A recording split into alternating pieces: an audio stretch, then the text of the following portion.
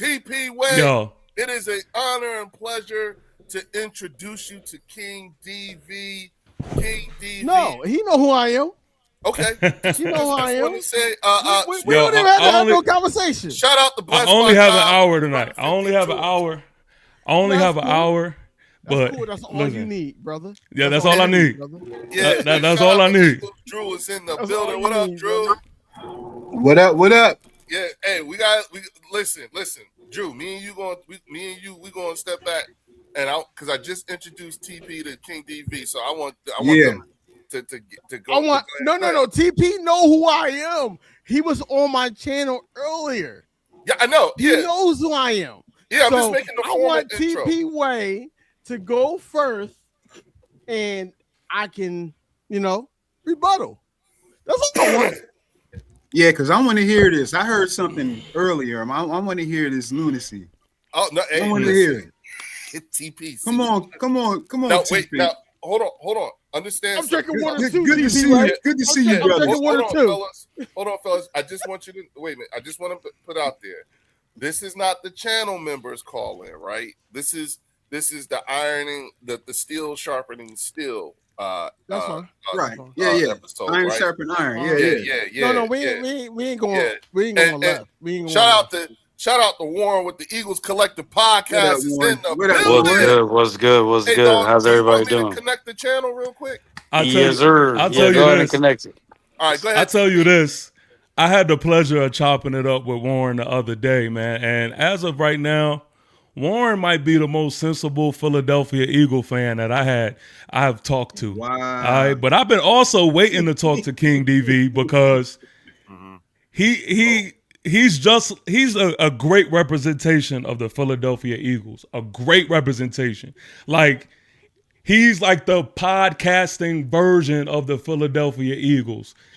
He has something going in his head. He thinks it's gonna go his way, but he has no idea this is not gonna go the way he thinks it's gonna go. Just like in real life. Wait. Leo. We know what you are, Leo. I'm sorry. We know what you are, Leo. I'm sorry, TP. I'm sorry, DB. You're right. I'm sorry. So listen. One thing about me, man. I don't care how many Eagle fans I'm surrounded by. I don't care about these weak ass comments that who be saying what in the comment section. Y'all can talk all that noise.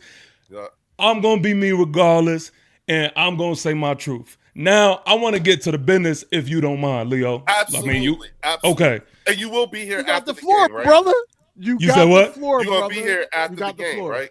I will be here after the game. You got the floor. You got the floor, brother. You got the floor. Okay, let's start here. Yes, sir. Because I just want to get this recorded because I think this is the craziest shit of all time right here. Like, I've heard y'all say many a things, and some of them is arguable. I let it rock. But I think, was it this morning or the other day I heard King DV say that Devontae Smith is better than Malik Neighbors? This is what we mean by delusion. This is no, wait. Leo, wait. Let him talk. In what way? Like, I want to go attribute by attribute. In what way is Devontae Smith better than Malik Neighbors? This is what I mean by Eagle fans. Y'all be the only ones with this delusion. Like, stuff like this. This is a prime example. If you talk to anybody outside of Philadelphia Eagle Nation, no one is saying this shit. No one. I guarantee, please somebody show me one person outside of Philadelphia Eagle Nation that is backing that statement. This is absolutely mind-blowing that y'all are even encouraging this.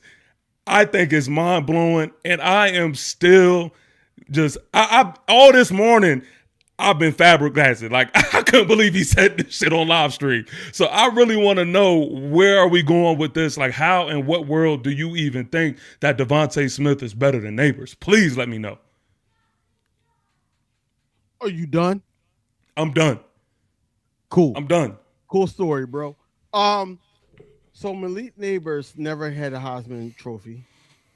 Malik Neighbors never had big plays in the NFL and then also big plays in the Super Bowl.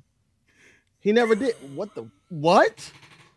Malik Neighbors never had big plays in the NFL? What are we talking about? Not never. Oh my God. Not never. Not never. Your boy is coming off an injury, running routes and all that. Come on, stop it. You're sitting up here. You know what you do? Crazy. You know what you do? I know why Giants fans follow you, because you give them hope. Mm-hmm. You give them hope. Mm-hmm. You set up there, and that's true. Every single time we talk about the Eagles versus the Giants, you talking about the game that a Thursday night game, and I told you how I felt.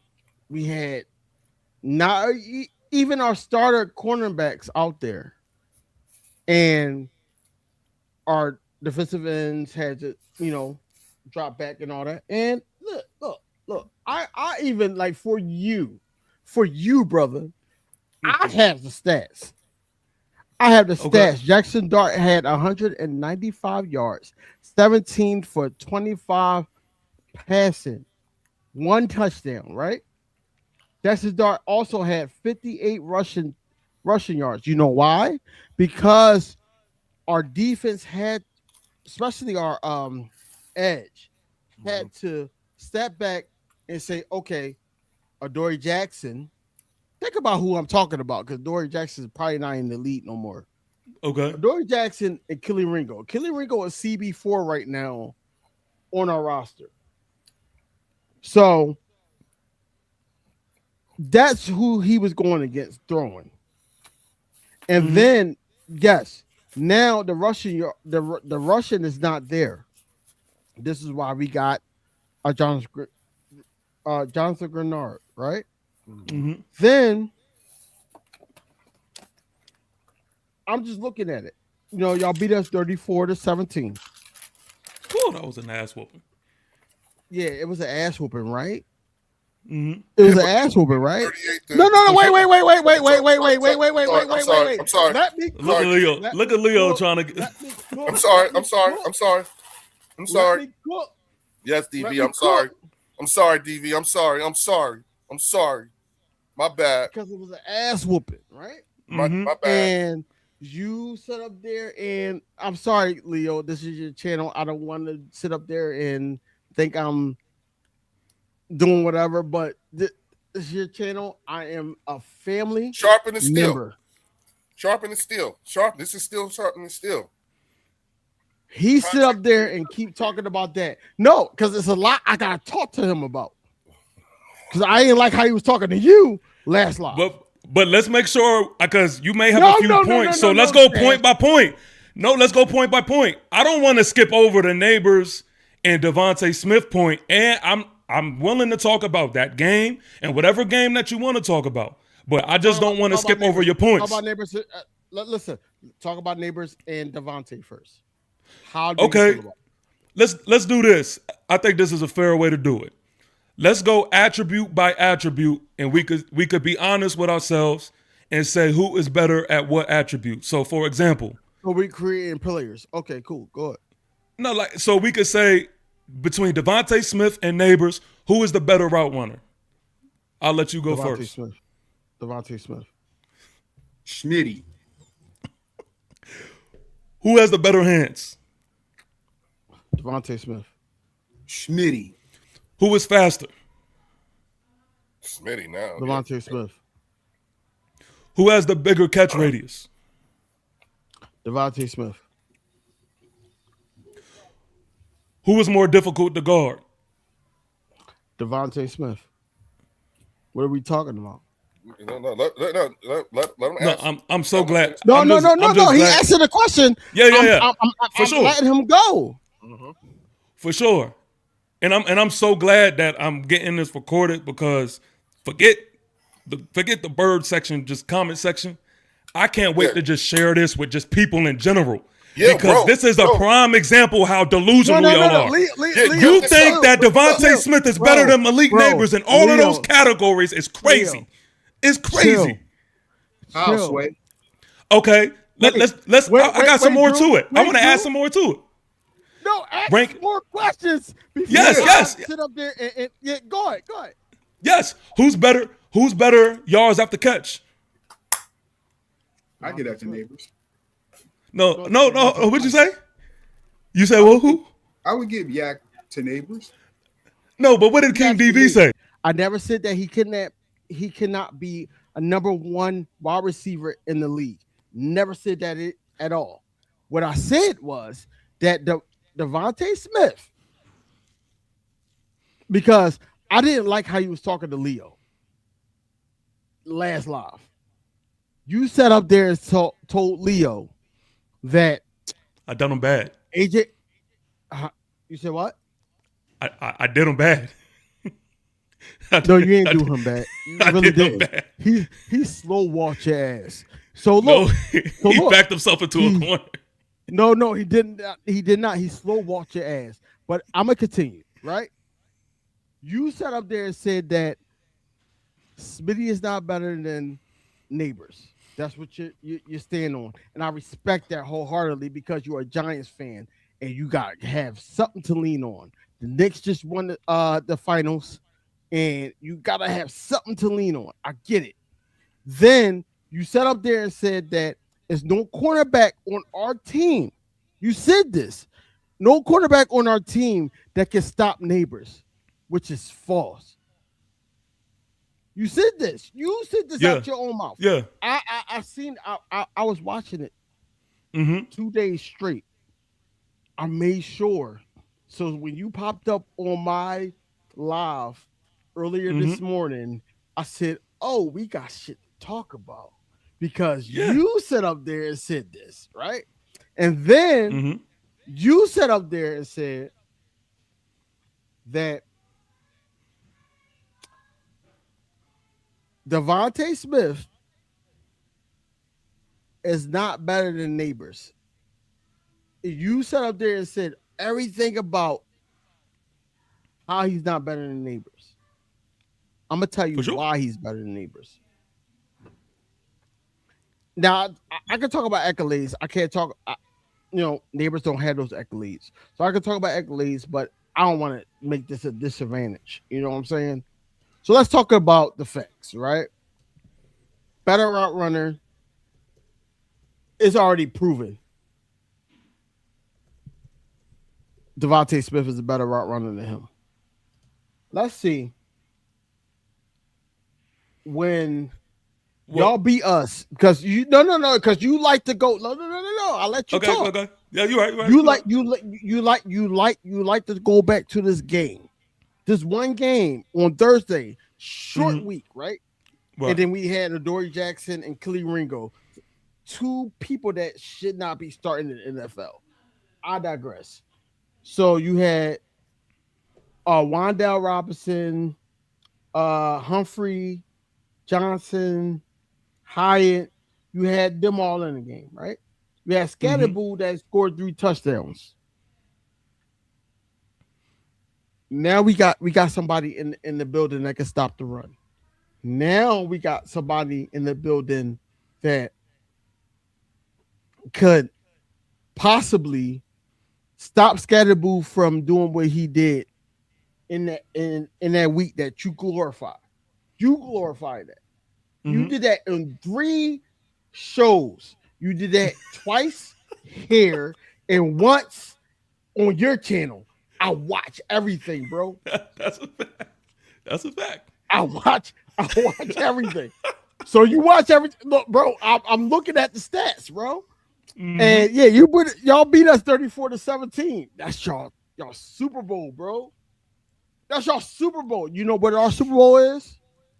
Meeting Patrick Mahomes one more time. You know what our Super Bowl is? Meeting AJ Brown with the Patriots one time. You know what our Super Bowl is? Because the color scheme of the Super Bowl logo, the Eagles versus the Broncos. That's our Super Bowl, right? We're not worrying about the damn division. Because you know why? Because the division kill itself. Y'all gonna sit up there and knife yourself. We're just gonna sit up there and count the bodies. We're gonna count the bodies, bro. It's nothing more, nothing less than that. You can sit up there and talk about your pass rush.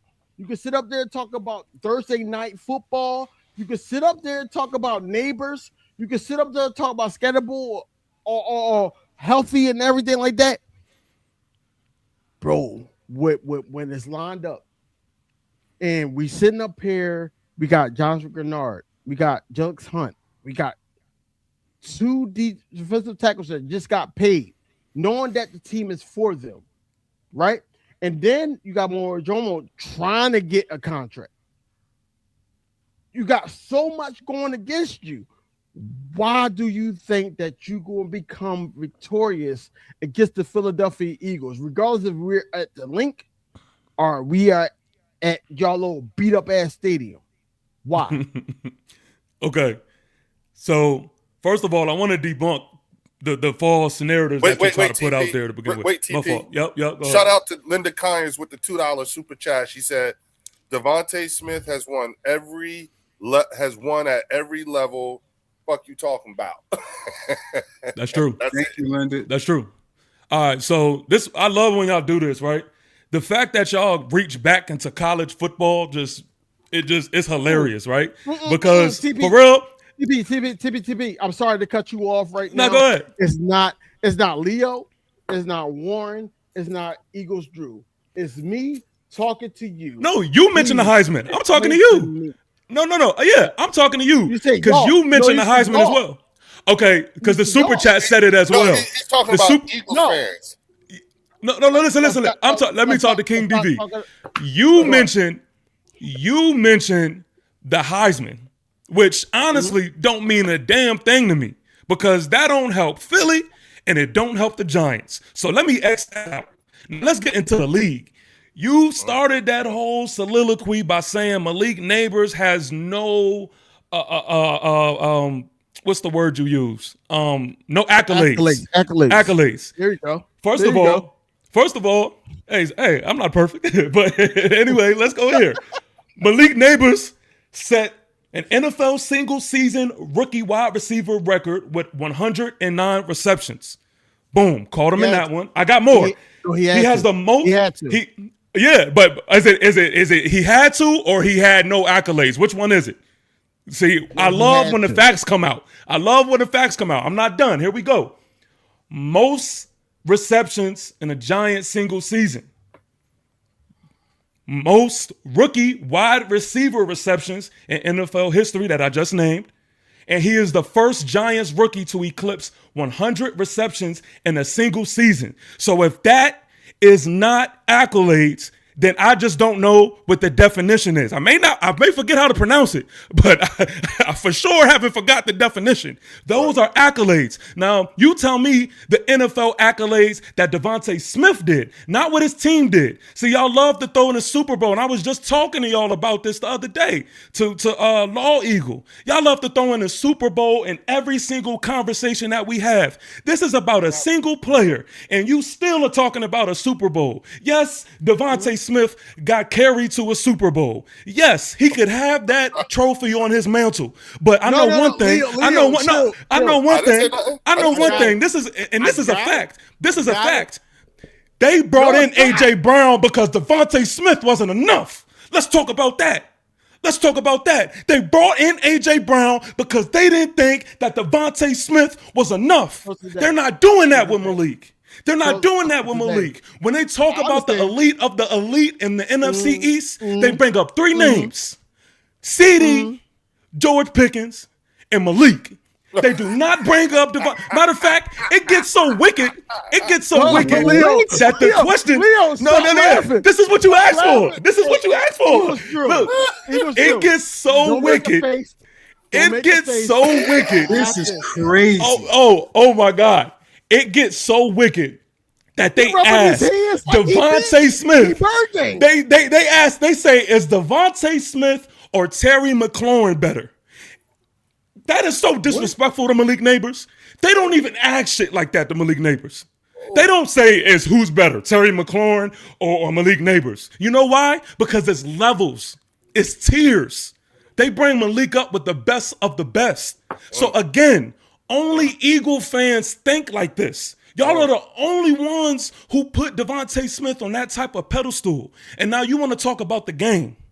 The fact of the matter is, you could call it our Super Bowl. That's fine. I'll go along with that, right? Definitely because how I react to the win. Because you told no lies. I probably thought it up. I brought it up in 3 streams. And I'll probably bring it up into 10 more. You know why?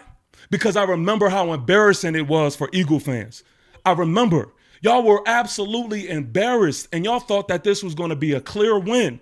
Y'all thought it was going to be such of an easy win that Saquon Barkley promoted his documentary around that primetime game. He thought it was a beautiful idea to put out a documentary, and his goal was to whip our ass that night. Instead, we debunked that whole thing. We put belt to ass, and we exposed y'all. We exposed y'all. Listen, hold on. He brought up 2 points. Look at y'all. Look. See, this is what happens. King DV, why they don't trust you to have a solo? Why they keep trying to jump in? Anyway, let me finish. Let me finish. Hold on. I'm gonna land it right here. I'm gonna finish. This is the thing. I know where he's gonna go with it. Look, this is the thing. That game, I just remember this. Hey, Leo, you did this. You did this, Leo. You bring up who y'all didn't have. You talk about, I had Adoree Jackson out there and all this other crap. Do you know who Jackson Dart was throwing to? I don't want to hear no roster excuses. Do you know who he was throwing to? There was no Malik Neighbors in that game. There was none. We had injuries all over the place. We had all the excuses we wanted to going into that game. There is no excuses. A good team, you're only as strong as your weakest link. There is no excuses about who's playing and who's not. You step on the field with what you have. And that's what we did. That's why I always bring up that win, because that was the win that showed the world that gap is closing. Yes, you would have been able to get this off a couple of years ago. Y'all were dominant a couple of years ago. That's not happening anymore, and that's what I'm trying to get y'all to understand. That gap has closed. Now it's time for us to step on the field, and I can talk like this now. A couple of years ago, I couldn't even talk to y'all. I'll be honest. I couldn't even do this. That gap is closing. It's time to suit up now. Now I want to see what it's like. Yeah, now I want to see what it's like. And that's where I'm going to land my plane. Okay. Hey, TP, wait. Do you ever been in Philly? Did you ever been in Kensington, Allegheny? I ran through. I yeah. Cool, because, there's a lot of people out there dipping like you. You are high to think that... You're high. TP, I love him because he gets what I'm talking about. I do, yes, 100%. You high to think that we think like that. You know what I'm saying? Look, you are correct to think that we were pissed. Yes, we were pissed that we lost to y'all that Thursday night because we thought that Adoree Jackson and Killing Ringo was the best. That's what I'm saying. I'm not saying that y'all didn't deserve to win. I'm not saying that y'all didn't outplay us. Y'all did. Think about it. I think y'all was up, 24-17 or something like that. And Jalen Hurts threw a pick. And then y'all went up. I was pissed off at the whole team, including Jalen Hurts. That's what I'm saying. When people sit up there on my channel and say, I don't criticize Jalen Hurts, I criticize him then because I'm like, yo, we're in the goal line. We're in scoring distance. Why the hell are you doing this? Yes. What I saw from that game to go back to that game that you glorify on your channel and on this channel and all that, the way it looked was y'all knew what y'all wanted to do and how y'all wanted to attack us. That was one of the best coaching segments that y'all had all season against some team that was solidified because we won the division and we won a Super Bowl recently. So that's the standard. Yeah, I can sit up there and claim all day and say, hey, that was your Super Bowl and all that, but let's be real. Yes, y'all gonna glorify that win because that's the standard for y'all right now because y'all still climbing. Y'all sat up there and got a new head coach, more defensive players. You got a new weapon on offense in the tight end from the Ravens. And then Malik Neighbors is working his way back. You know, like I said, Malik Neighbors is no slouch. My only disagreement with you is that Malik Neighbors is better than Devontae Smith. I don't agree with you there. But I think that Malik Neighbors could be one of those guys that can put on for you guys. You know what I'm saying? Real quick, I just want to give a quick shout out to BC Weasel with the $5 super chat. BC Weasel said, how can the gap close? The Giants won 4 and the Eagles won 11. And then Linda Kynes, shout out to Linda with the $2 super chat. She said 9 seasons in the last 9 seasons. In the last 9 seasons, only one was a winning, and that was 9-8. You know what I'm saying? So that's for you, TP. But go ahead, DV. I'm sorry. Oh, wait. And then shout out to Sean Mims with the $5 super chat. He said, Phil Simms not walking through that door. Here's my thing. TP, because what I really like about TP, this is why when he came on earlier, when I was live about our training camp, when he came on earlier, I like the fact that he's passionate about his squad. He knows about his squad. He's very educated about the squad. Yes, he is. Of what was really going on, right? But when it comes to Big Brother and team wise, I don't really believe that he believes that you got Malik Neighbors against Devontae Smith. Wide receiver 1 against wide receiver 1. I'm taking Devontae Smith. When it comes to the defense, regardless of how bad I respect the hell out of your front 7, I'm taking our defense. Think about it. Like we watched and we learned our new defense without Jonathan Grenard. Jonathan Grenard has not been in the training camp. It's been 5 days in training camp.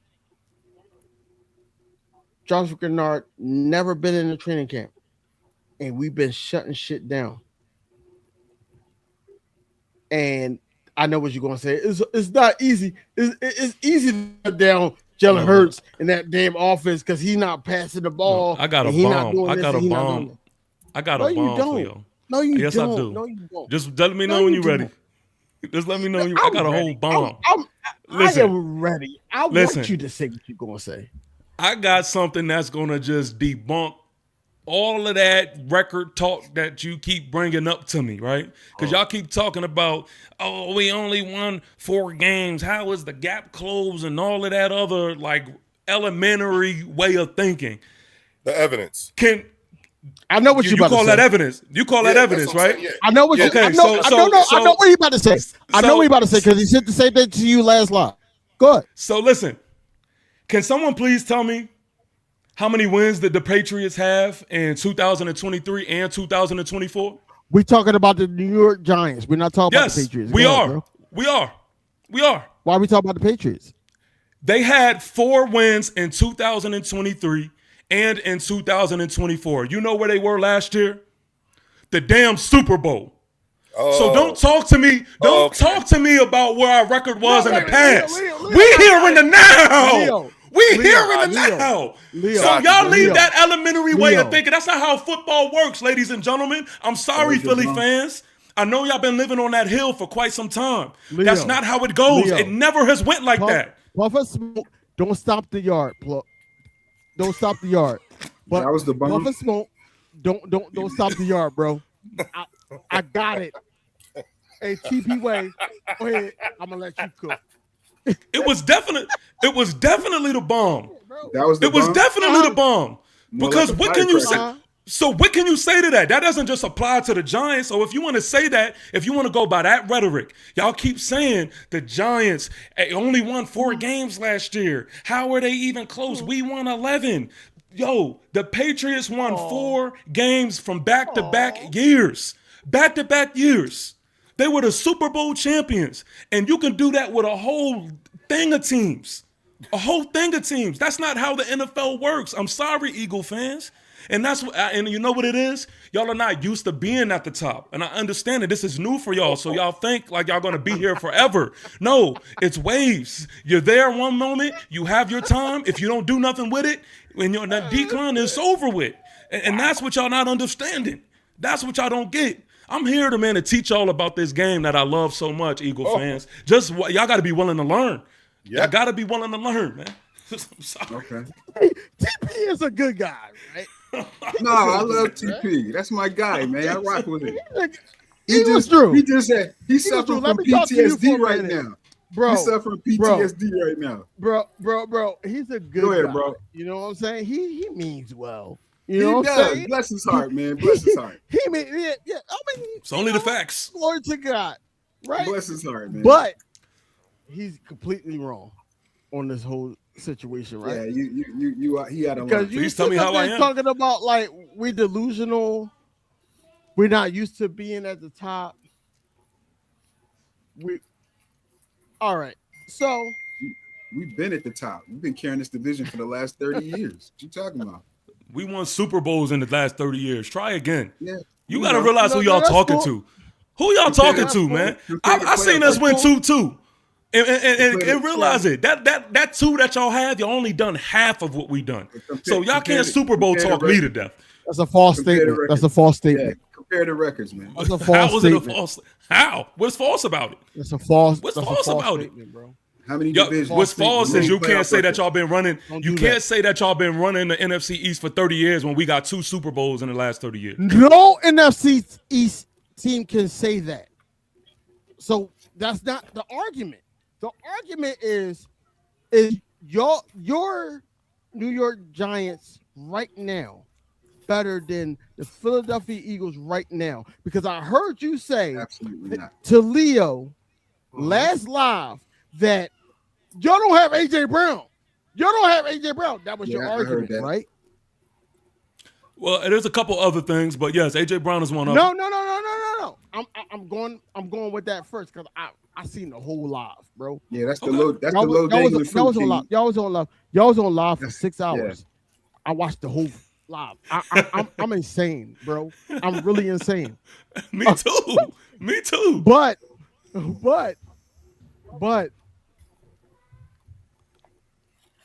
how does Thursday night losing to y'all makes us less than y'all right now? And then y'all added wait. Y'all added a coach, y'all added players and all that. What is y'all right now that you think, because you are on that Kensington and Allegheny high, I need you to know yeah, he don't know about that Kensington. It's not how you think it's going to go.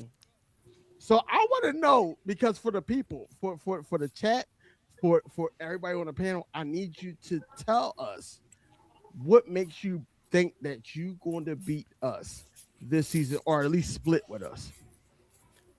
I love the question. Thank you. This is why I believe so. Because I feel like the medicine was finally put into this team. And when I say that, John Harbaugh was what is what we needed.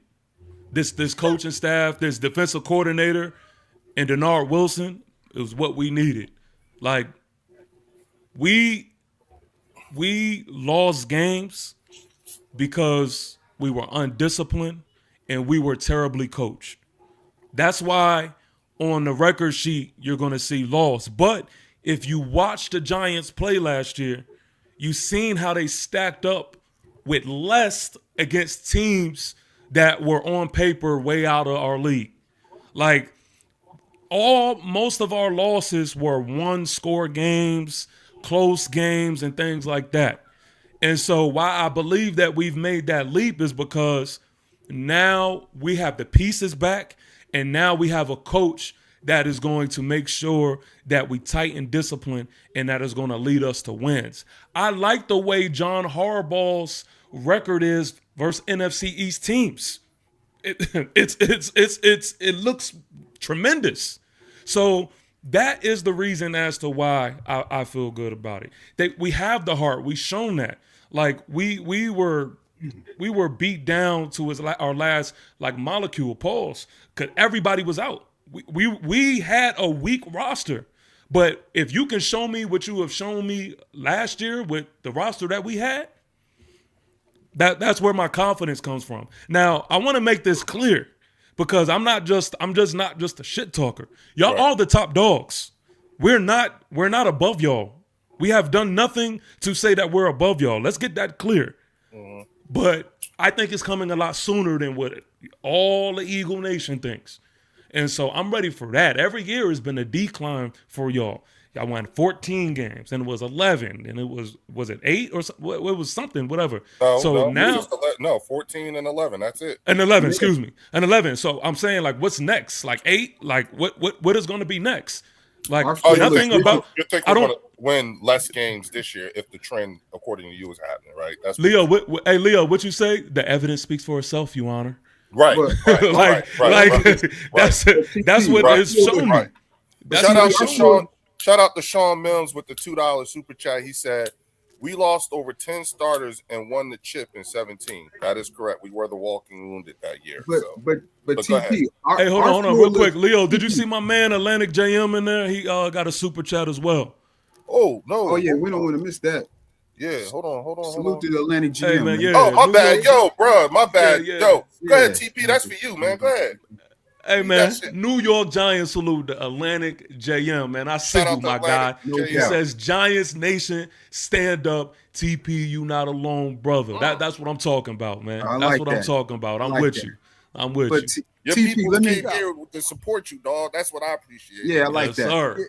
TP, let me just tell you this, bro. Cool. Our floor looks different than yours. Mm-hmm. Yes. Our ceiling looks different than yours. Yes. We have chandeliers. That's what our floor. That's what our ceiling looks like. You guys, I don't know what y'all got. Maybe a ceiling fan. Your floor is different than ours. You feel me? So if you're looking at the trend is that we run this division. Now, that's not saying that the Giants had a really good the NFC East had a really good offseason. But I think you guys have PTSD or warped sense of understanding when you look at each team in this division. Mm-hmm. The Philadelphia Eagles are still the most talented team in this division and one of the most talented teams in the NFL. That's true. Even losing AJ Brown. Right. We're still talent-wise far beyond what the Giants are, the Cowboys are, and the Washington Commanders, whatever they are. It's just a fact. Now, I'd be ignorant to say that division games, and that's in any division, play each other tough. I mean, it happens. But for you to sit there and say, like, you guys are on par with us right now, and we haven't played a game yet, I think it's a bit delusional. And I think you need to talk to us nice. You need to talk to us nice because if it wasn't for the Eagles, nobody would be talking about the NFC East other than that little soap opera they got in Dallas. That's all they care about. They don't care about football over there. We want football. We talk about football. So let's talk football. And let me say this to you, TP, and I'm gonna give it to you. In Malik Neighbors' draft, what other receiver was drafted in his draft in the top 10? Do you know? Marvin Harris Jr.? No, in the top 10. What? He didn't even make the top 10. Who was the other top 10 receiver? Oh, you mean like the top the scouts list? Who was the top? No. Who was drafted in the top 10 receivers in your draft? It was Malik Neighbors was number 6, and who was the other one? It was some other trash can. Who was it? Let me look it up real quick. It wasn't Marvin Harris Jr.? It was Marvin Harrison. Bro. Was it Marvin Harrison? Okay, so Marvin Harrison Jr. He's another waste. And Rome Odunze.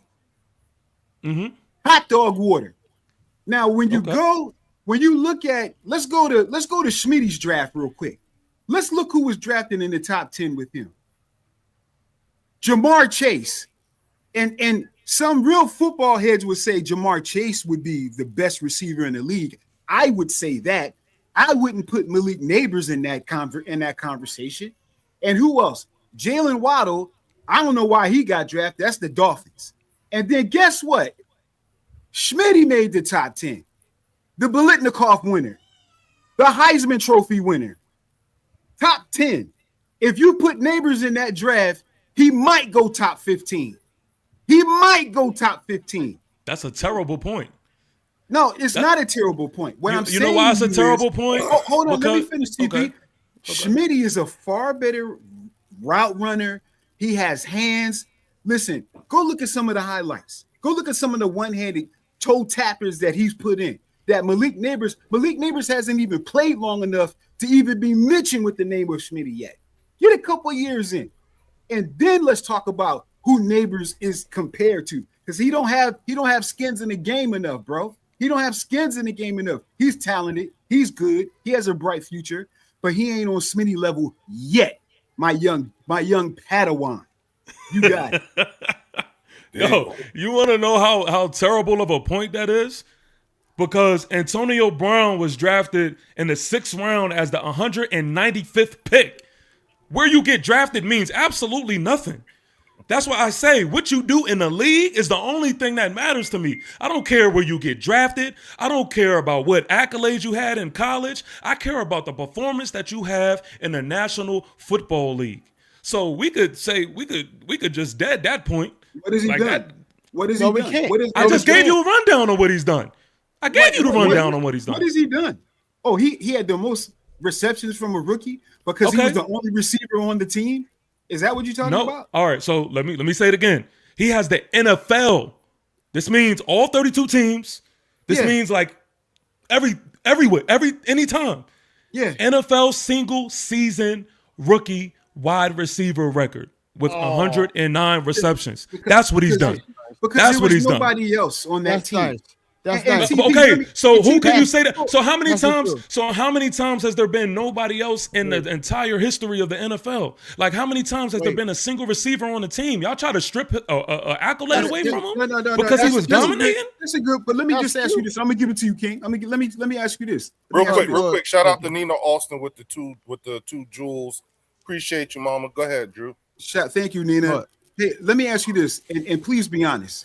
Yes. Heavy conversation before the draft for the Giants was what? What were the two positions you guys were at winning the draft? What, this year? Yes. Before this year's draft, there were two positions Giants fans were talking about. And what were those two positions?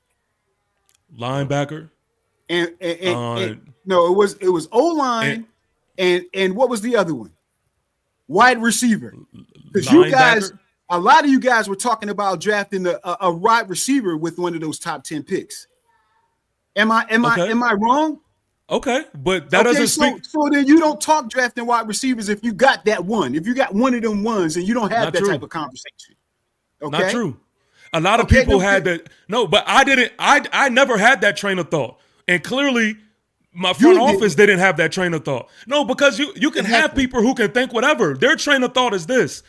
You see Dallas has 2 1s. You see Philly has 2 1s. So a lot of people said, okay, the Giants, if they want to compete, give them 2 1s. That has nothing to do with the fact that Malik isn't enough. That's just people's thinking process. I never thought that. I thought, no, our linebacker play is absolutely atrocious, and we need to have a defense before anything. So let's get a linebacker. And yes, what y'all do have a record of showing, and what y'all prove is that with a bulletproof offensive line, everything else follows. So yes, go to the offensive line. That's where I wanted to go. Facts. It gotta be bath salts, dog. If you really believe that it's He said the bath defense salts. only. If it's the defense only, look. This is the type of energy you're gonna get with me, TP. Right? I love sorry. it. It gotta be that, because you really believe that the offense of the New York Giants could carry that defense of y'all's front seven. I respect your front seven. It just got to be placed right, and certain guys got to be rushing the quarterback correctly, got to be able to stop the run correctly. All that, like, everything has like, it's good on paper, but the way it looks, I don't know until we know. You know what I'm saying? Yes. Yes. But can I be? Because I do want to be honest, and I want to talk football as well. Like, you bring that up. That's all we wanted you to do. Because I don't want to. I want to be honest. That's true. That's true. Like, I want us to also prove and show that off paper we are put in the best position to succeed. Now, I have the belief that Denard Wilson will do that, but yes, we have to show and prove that. We got rid of Dex. We have to see what DJ Reader can be as a hole stuffer for us, stopping the run, because y'all know our run defense was absolutely terrible at times, terrible. That is something that we have to, like, that's a question mark for me going into the season. Like, I'm not going to sit here and lie about that. I do believe that with our new defensive coordinator, Denard Wilson, and our new additions in the linebacker group, I do have better belief, but it has to be shown. I can't lie about that. Now, real quick, shout out to everybody watching. We got over 100 people in here watching, y'all. Shout out to the chat, man. Yeah, shout out to the chat. Shout out to that like button too, bro. Y'all hit that like. Oh, bro. Make sure y'all hit that like and subscribe button. Gentlemen, I did not add anybody's channel link in the description. It's okay. Bad. It's okay. You know what I'm saying? All good, bro. It's but all please, hey, y'all, if y'all watching and you have not subbed up to these gentlemen, these four channels that's represented here or in the bird section, you're wrong. So go ahead and make sure you sub up. Sub up the TP way. All my Eagle fans and everything like that, sub up to his channel so that we can all at the same time hold his ass, his fucking feet to the fire. Trust me. Now, TP, I wanna just kind of put you in the mind state of what we're thinking about. Okay, because Warren talking now, because I was about to call Warren out. I see the Giant fans in the chat, man. I see y'all. Trust me. I want to ask you a question. So what is it with y'all season? Do y'all want? Is it Super Bowl bust with the Giants when it comes to this? It can't be Super Bowl bust. No. It can't be. Hold on, I'm asking. I know you're asking, and I'm bridging the question, but TP Way going to sit up there and gas the Giants fans up. Yeah, don't gas that. I know what he's going to do, but I need a Giants fan to tell me what their expectations are, because we know. I got you. I got you. Take it away. Take it away, TP. No, honestly, my answer has been consistent. So, like, you would never hear this year a different answer from me unless we just doing the unthinkable. But my goal is to get on the top of this division. That's my goal. Compete at the top of this division. Getting on the top of the division, but not going anywhere after that, right? As a fan, y'all have gotten to the next. Y'all have bridged that gap. Would you say that? So, like, a success to me is if we are at the top of this division, especially the first year with Harbaugh, I'm good money. Now, best believe if we're in the playoffs, of course, I'm trying to, You're trying to go far. You're trying to take it. you know what I mean? This is my thing. With us, I think all four of us can agree it's Super Bowl bust with us. Yep. Like at the end of the day, it's Super Bowl bust. No I excuse. understand that. So when we hear certain other, what for you talking about, Warren? Me, you not Super Bowl bust? Hey, don't do him like that. Don't do him like that. Hey, don't do him like that. Super Bowl bust? me, you, and Drew and Warren. That's the four. Hey, don't do him like that. He believe. So no, when Warren is asking TP, I'm just trying to make it plain, right? Hey, So he thinks that me, Leo, Warren, and Eagles Drew believe that it's Super Bowl bust for us, the Cowboys, and the Giants. No, just said us. the Eagles. No, just us. Just us. Yeah. Warren was saying our mindset is Super Bowl or bust. The four, right? But he's asking TP Way that question. No, he's saying, he's telling T. No, he's telling me. I'm trying to figure out from TP what is a successful season to them with the Giants, where they're at right now. Going into I'm just trying to make 2026 season. That's why I said let me land the plane. Look, Warren, I'm kind of slow. I just wanted to know what was going on. It's okay, bro. You know, four. You know, we here. You know, four, like the 4 rings that we got. 4. 1, 2, 3, 4. That's it. So my thing. I like it. I want you to answer the question before I rebuttal. Go ahead. So my thing is this, TP. When you say certain things like how y'all were gonna beat us or how you did beat us or anything of that nature, that's why we have a little bit of cockiness to us. Because at the end of the day, we looking at Super Bowl bust. We not worrying about what y'all are truly doing. Like so when y'all get excited, when y'all get hyped, when all those new moves happen, that's why we build up like, yo, okay, that's cool. We on a Super Bowl like mentality right now. Only a few teams can truly think about that.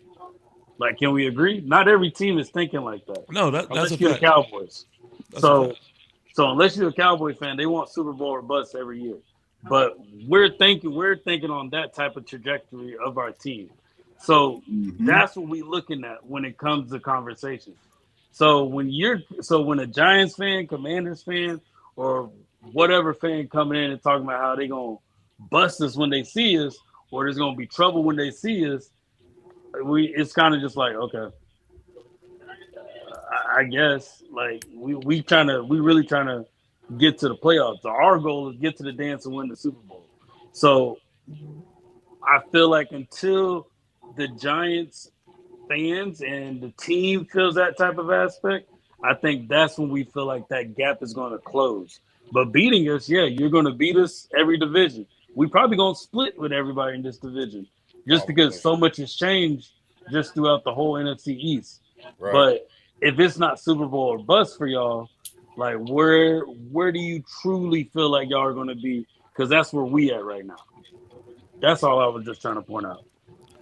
Yeah, so like I understand that may be, your thought process, but you also have to understand, like, just because you have that thinking process, just because it's a Super Bowl or bust, it doesn't mean that is what's going to be a reflection of your team. Like, for example, you know who else has that Super Bowl or bust in our division? Is Dallas. Because they think they have done enough. They have this high-powered offense. It's Super Bowl or bust for them as well. Does that mean that they're going to go? Does that mean that they're even better than anybody yet? Did they prove it yet? Like, no. So, like, you could be the Super Bowl or bust team. But to me, it doesn't really mean anything to me. Because at the end of the day, a new season is a new season. You gotta do what we gotta do. You gotta strap up the way we strap. And when it comes to the Devontae Smith debate, my personal opinion on that is we gotta see what Devontae Smith look like now. Like we saw what he looked like in 21, 900 receiving yards. It was decent. 5 touchdowns. Yeah. It was fair for him to be a rookie and doing that. Let's see what this Devontae Smith look like now. Let's see what this Devontae Smith look like now. Me personally, I would never. I'm not going to put him up against Malik Neighbors just because Malik Neighbors has shown what he can do when he's the only number one guy. He's shown right now. I told we you we haven't seen that yet with Devontae. We haven't. That's it. That's my only thing. Like, I know what Devontae is capable of doing. I know his abilities, and I trust him with the utmost, and the front office did. So I want to see what Devontae can do with no AJ, because I think Devontae will probably have a better year than a lot of people really think. And I think at the end of the season, they'll put him in the top 10. That's what I'm looking at it as. It just giving him that opportunity. With AJ Brown there, he'll never have that opportunity. And you probably only see him with AJ Brown. And you can't see him as being a number one. But we can see it. We watched all the games, bro. We seen him being a number one. Hell, he was a number one half of the season last year. But that's where I'm at with the Devontae Smith and Malik Neighbors. Like, we need to see a full season with Devontae Smith, with what he has now and what he's capable of doing. That's it. I told y'all when I first got up here, man, that Warren was the most sensible Eagle fan that I've talking to. And y'all see why. It's about time. Yeah, because some football is finally being talked. Like some sense. No, it's not. No. Does he agree with you? No, that's not fact. No, everything he said made some sense. Yeah, that's cool. To you. That's cool. You done? To an NFL mind. Like, wait, so answer this for me. So y'all only going based off of Devontae Smith's first year as a rookie, what he did. Like, no, so y'all saying that Devontae Smith is not Warren. That was never clarified. No, Warren. I just want to cook. No. I just want to cook. I was just waiting for my turn. It's not rookie year. It's rookie year. Drew, let DV talk. You keep interrupting. No, because blessed I keep butting in and all that. So I'm trying to let people talk before I go. Right. You know what I'm saying? But with Devontae Smith, right? Think about it like this, right? You know, because no, that's the wrong way. This way, yeah. TP Wade likes to bring up AJ Brown. We not nothing without AJ Brown, and we have yet. I never said y'all were nothing. No. Listen, hear me out. Because you said, well, the offense without AJ Brown or Jalen Hurts without AJ Brown, we have yet to see that. You said that to Leo, the last live. But hold on. I also finished it by saying a full body of work. I said I have yet to see a full body of work. I've seen him in games. For example, I think the second game y'all played us, Devontae, it was only Devontae. Yeah. So, like, I've seen him in games, but I have not seen the full season of Devontae and Devontae only. And so I'm not counting the early years because to Leo's point, I think that it's a little unfair because you're taking away their veteranship now. So I don't necessarily count that, and good thing I don't, right? Because but some of those accolades that Devontae has the rookie receiving record for the team. And you said that hey, somebody it's a feed. Yeah, it's a feed. Somebody mic check. All right, I'm here. Yeah. So whatever when you cited Malik Neighbors' accolades, one of those accolades was he's the leading wide receiver in yards for the team, right?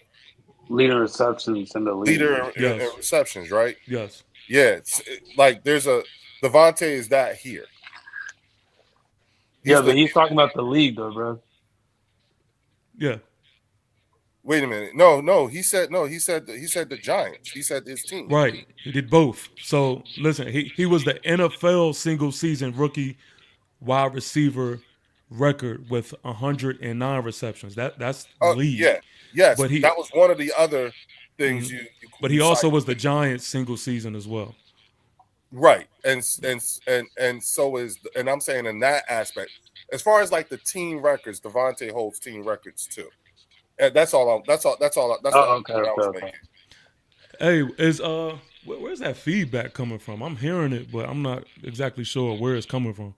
Yeah, I'm muted muting my myself. white mic. I'm I muting don't myself. know. So. Mic check. It's not me because it's only me talking. Mike, check. One, two.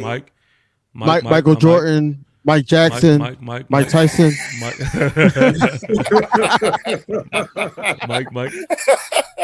Anyone, Tyson, Jordan, Jackson, action, Yeah. fat gun, ridiculous, and I'm quick to bust if my ends you touch. All right, I'm sorry.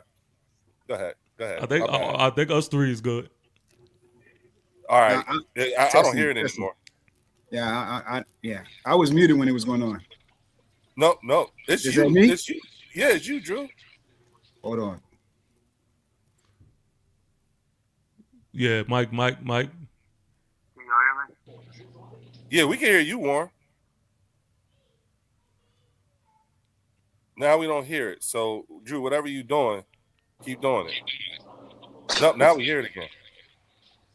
Wait a minute, Warren, where are you at? I'm at a hotel, bro. Nah, I don't think it's me. Hold on, I'm gonna leave and I'm gonna come back. this. All right, Hey, mic Drew, check, you mic on? check, mic You check. on, Drew? Yeah, Mic can check, y'all hear mic me? check, mic check. Yeah. Yeah, that was Warren, I think. It was Warren. Yeah, I think Yeah, it was me. it definitely was Warren. I know it. He's at the Hyatt. The Hyatt be trying. They MAGA, bro. Like it's Warren. I'm joking. I don't know what's going on. I really don't. Yeah, it's Warren. Is you Warren? What does it sound like? It like we can hear the feed It's coming back. feedback, yeah. Well, I can hear echoing on y'all's end too. That's my thing. Really? Yeah, I think it's a little better I've been right hearing, now. Yeah, I've been I hearing don't hear it echoing now. the whole time. I just ain't calling it out. Where did Leo go? Leo, you the host. No. I just Okay. went backstage. I just wanted to see if it was me. So I'm gonna go backstage and then y'all talk. No, It's not, it's testing. Yeah, Hello? it's not Leo. not, yo. Deshaun Jackson, Brian Westbrook. Definitely not me. Dakota Hold Rain on. Prescott. Hold on. No. Hold All on. right. Gotti. TP, I'm gonna put you. Gotti. It's Warren. Warren. Drew, Yeah. I can't, It's Warren. I can't. Gotti. Gotti. That's not gonna help them win at all. Like I don't even know Gotti. why he came up with that. Like I don't even. Dak is a clown. Dak is a Yo, clown. you know what's so funny? Because the show with Nick and the other guy and all that. Like, Oh, he Nick was Wright. like, yo, I'm happy that he came out with that. I am excited. He's sitting up there with a little bit of swag and all that. I'm like, what? Like, Stupid. Gotti is not it, bro. Like y'all, bro, y'all gonna get shut down, bro. Yo, I'm gonna say this. Like, I'm with you. I think it's definitely corny, but if you win, you can turn corny into some fire shit. If they win, I guarantee, like, if they were like, Y'all played them week. Hey, TP way. Y'all played them week 1, dog. Yo, nah, you shouldn't have I'm not that saying. No. I'm not saying that they're going to like win the season. I'm just saying, like, if you could turn corny shit to some fire shit if you win games. That's all I'm saying. Like, But TP, you can't Cowboys do had that 11 years 3 in the league. decades to dude. do this. Yeah, They had you 3 decades to 11 do years in the this. league. Come on, bro. But you said what? You know, listen, TP way. You got me when you sat up there and say, "Hey, we won in this decade. We won early too." I couldn't rebuttal that because y'all did, and y'all beat the Patriots. Mm-hmm. But the Cowboys didn't in 3 decades. Oh, for sure. The last time the Cowboys won, I was 9 going on 10. Damn. That's crazy. Damn. I was It's 9 just- going on 10, TPA. So that's what I'm saying. That I was in high school going to college. I was actually in college, and I'll be 52 in February. Leo. I talked to you over the phone, and when I was like, "Yo, you was a little bit off when you was on TP Wade channel because he had the two Cowboys content creators, and I understood why he had the two Cowboys content creators." And I'm sitting here like, "Yo, they shouldn't be doing nothing but talking about the expectations for their season because for 3 decades they haven't done anything, right? Yeah. And then when they faced the Giants, it was always a tight game. When they faced the Commanders, it was always a tight game. The only reason why they was in the game, the first game last season with us, because of Spitgate, because that spit first said what he said to Jalen Carter, and Jalen Carter did what he did, and then the rest is history. Facts. Yeah. You know what I'm saying? So now this year, when we play Dakota Rain is going to probably be on his backside a lot because these guys got paid, and Jalen Carter is not going to sit up there and do what he did last season. He's really not. I'm excited about that. Now, I'm just with not so Giants. Y'all need to sit up there and beat them week 1. I'm telling y'all, like you got one job, TP. You listen, TP Way. If you sit up there and y'all beat the Cowboys week 1, I believe everything that you're saying. Like I'm with you. I would sit up. You got one job. I would sit up there. I shut the fuck up. Y'all went week 1. I shut the fuck up. I go to your channel and be like, yeah, that's what I'm talking about. Yeah, I'm with you. Y'all got the best defense. Jackson Dart is the best quarterback, and I believe everything you saying until you play us. But look, listen. That game is huge, though. How do you feel like the Giants can beat the Cowboys? Like, what do you think y'all need to do to be able to beat them? That's a good ass question. This is what I think we need to do. Time of possession, right? Like, we need to play our game. Run the ball, keep the ball in our hands, limit the 3 and outs, like time of possession. That's one. Defensively, we gotta play our game better than they play their game. They're gonna put the ball in the air. That's a given. They have that dynamic offensive, passing game. But what I feel like where we can capitalize is let's have some tricky, witty, fiery blitz packages. Get after Dak until the clock says 0, 0, 0, 0. Like, I want my dogs to be absolute dogs this game. We have Orville Reese, who is very good at pass rushing. Abdul Carter, who's very good at pass rushing. Brian Burns, very good at pass rushing. Kayvon Thibodeau's underrated. Like, I feel like if you let the dogs be dogs, then now we could really do something. And it's a home game for us. So have the momentum. Take advantage of the momentum. Like, it's week 1. Everybody's gonna be turned. Everybody is in the Giant hype. Take advantage of it. So I mean, I think that's how it happens, yo. Let me ask you this, man. Because I did do the I listen, man. I might tease and we might go back and forth and everything like that, but I have you here because I do, at the end of the day, I do want to learn. You know what I'm saying? And so I did the research and everything and looked at all the stuff that you were talking about. You know what I'm saying? I think you guys lost like 5 games by 3 or something like that. You know what I'm saying? And a total of like 7 games by less than 7. You know what I'm saying?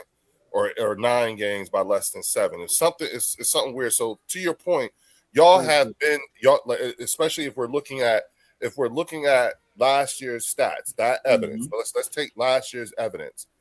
I totally understand from what place you're coming from when you say the things that you are saying, and it's and it is sound. Okay, it is sound.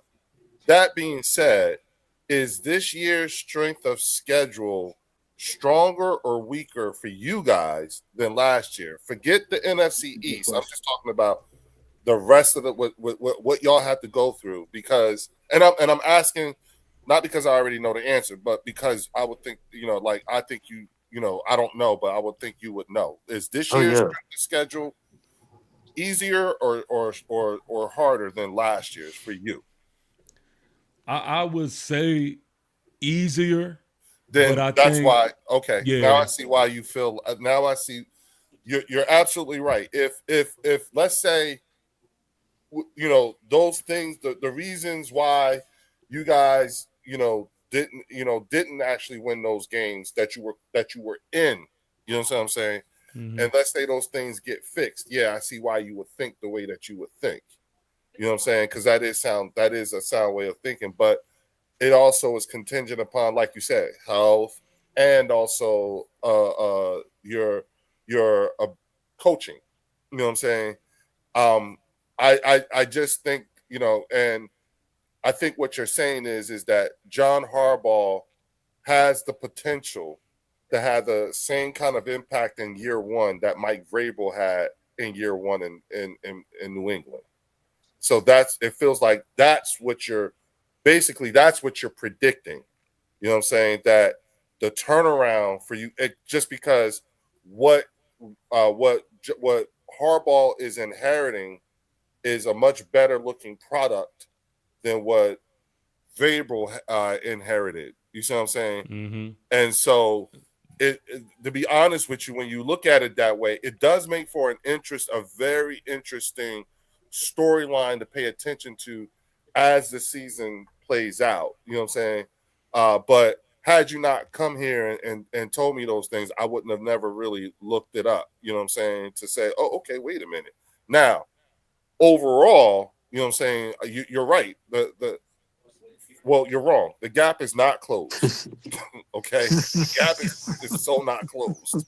I understand what you're thinking, but what Vrabel did last year and making it to the Super Bowl, that's not the norm. That's not a normal regular thing. It does happen. It happens probably maybe if we look back, it probably happened more often than we think. But it's just that's not. I don't believe that. You know what I'm saying? That should be something you can hope for it, but to rest on that, bruh, that's where I think that's where we feel like I feel. Well, I'm not gonna speak for everybody, but I feel like that's part of where I think the disconnect comes from, because that's insane. You know what I'm saying? Now, It one isn't last insane though. Like that's the I thing. There's a reason as to why, and I think people need to understand this, right? Like there's a reason why John Harbaugh came to the Giants. mm-hmm. Like he had his choices laid out on the table, and the Giants was the most attractive job because of the future and the talent and what it could be. So like it's not that I'm literally comparing us to the Patriots to where like I'm thinking Super Bowl, but Mm-hmm. no, like I'm saying it's comparing us, like you said, to close that gap. Like that's what the mission that's what the goal is. is. Yeah. That's what the Right. goal is. Yeah. And The- then, go ahead, Bumpo, go no, no, ahead, no. bro. I was gonna say the only thing why I feel like it's hard to say that for y'all in comparison to the Patriots. One thing the Patriots has been doing for the last several years, they've been having really good off seasons, bro. Yep. Them and the Seahawks. They've had Yep. really good off seasons. And they've been building a lot of pieces.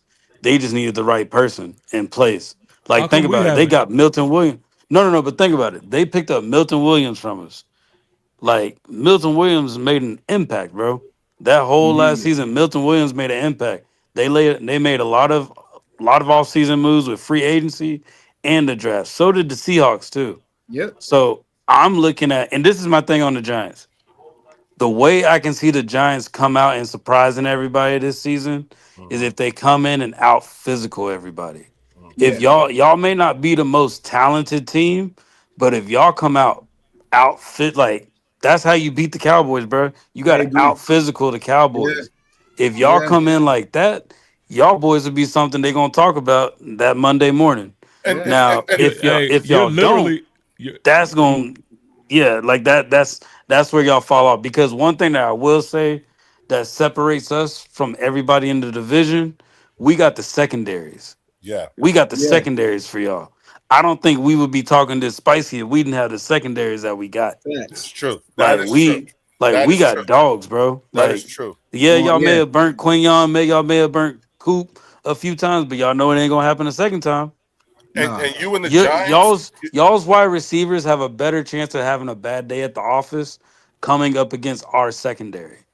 facts.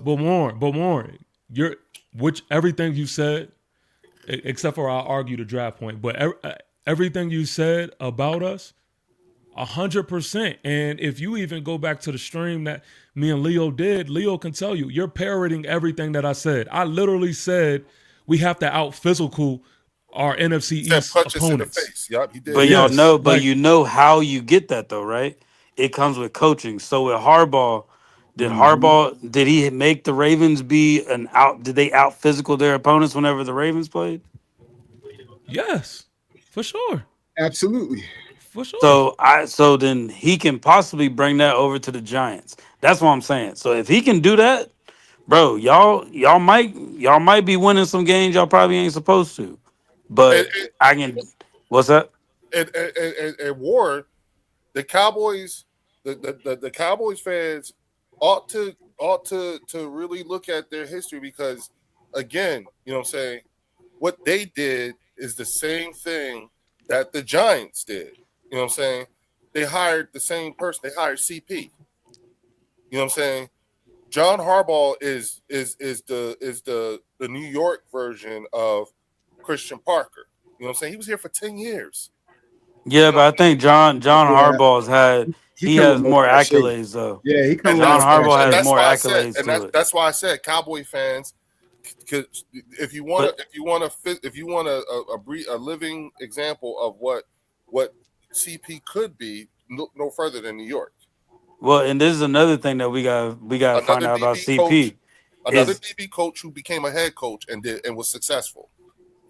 so No, John he was Harbaugh was a special CB teams. Bro, coach. he was our DB's coach for 10. What the fuck, No, man? no, He was our no. DB's coach for 10 No, years. he was special teams. And He was special DBs. teams. Okay. Was it Well, DB? at I the thought end it of was. the day, Yeah, we don't. yeah. One thing we can all agree on: John Harbaugh has shown that he can be a leader of men. We don't know that Yes. yet with CP yet. Right. We don't know that. So That's that's the facts. one piece we got to find out. So and hey, like I said, bro, if y'all can come in out physical in a lot of these teams, because I think that's how the Commanders got away with a lot of their games, and to get to the NFC Yeah, the championship. shit. They out physicaled a lot of teams, bro, and we really didn't know what Jaden Daniels was really capable of doing. So who really knows what could happen? But at the end of the day, I don't know what pieces y'all have brought in to build in like that to make y'all kind of close that gap. But I still look at y'all secondaries and I say y'all still got a lot more room. Like y'all still Yeah, Yeah. got a lot more that pieces to fill. no Y'all need that that that secondary, bro. I don't look at it like that. I think yeah, our corner position group is not the strongest. Our safety group, I'm confident in. Um, but that's not our bread and butter. Like I like what we everything we did underneath. I'm not mad at it at all.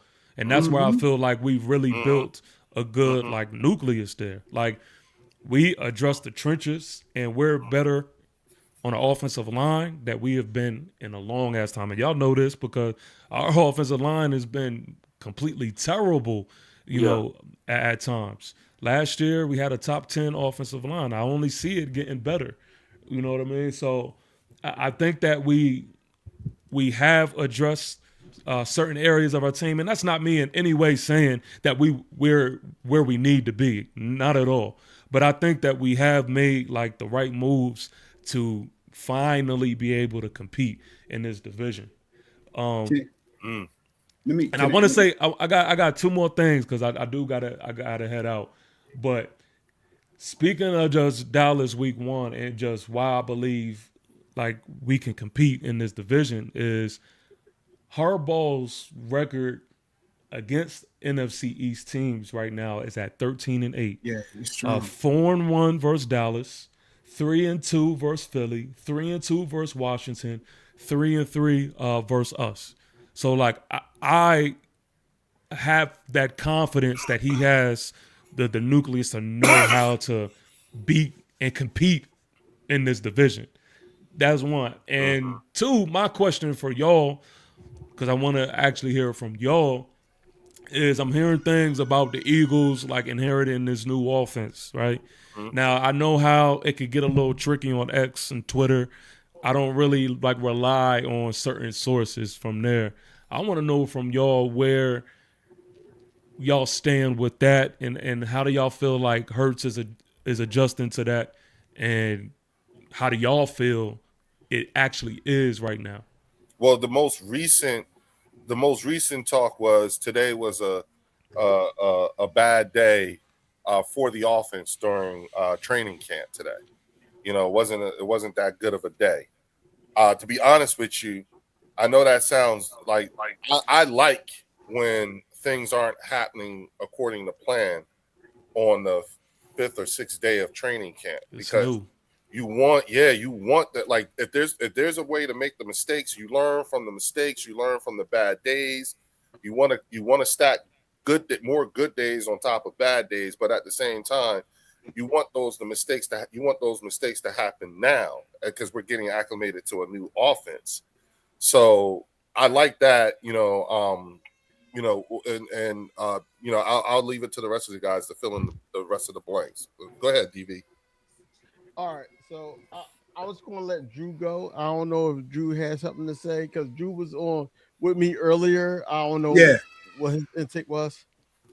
No, I'm not concerned really, with the flow of how things are going, because there's a couple things. I know that Jalen Hurts is locked in, and I have confidence that above all, he not only wants to be successful, but he wants his offense to be successful. And I think he's going to do everything that he needs to do so.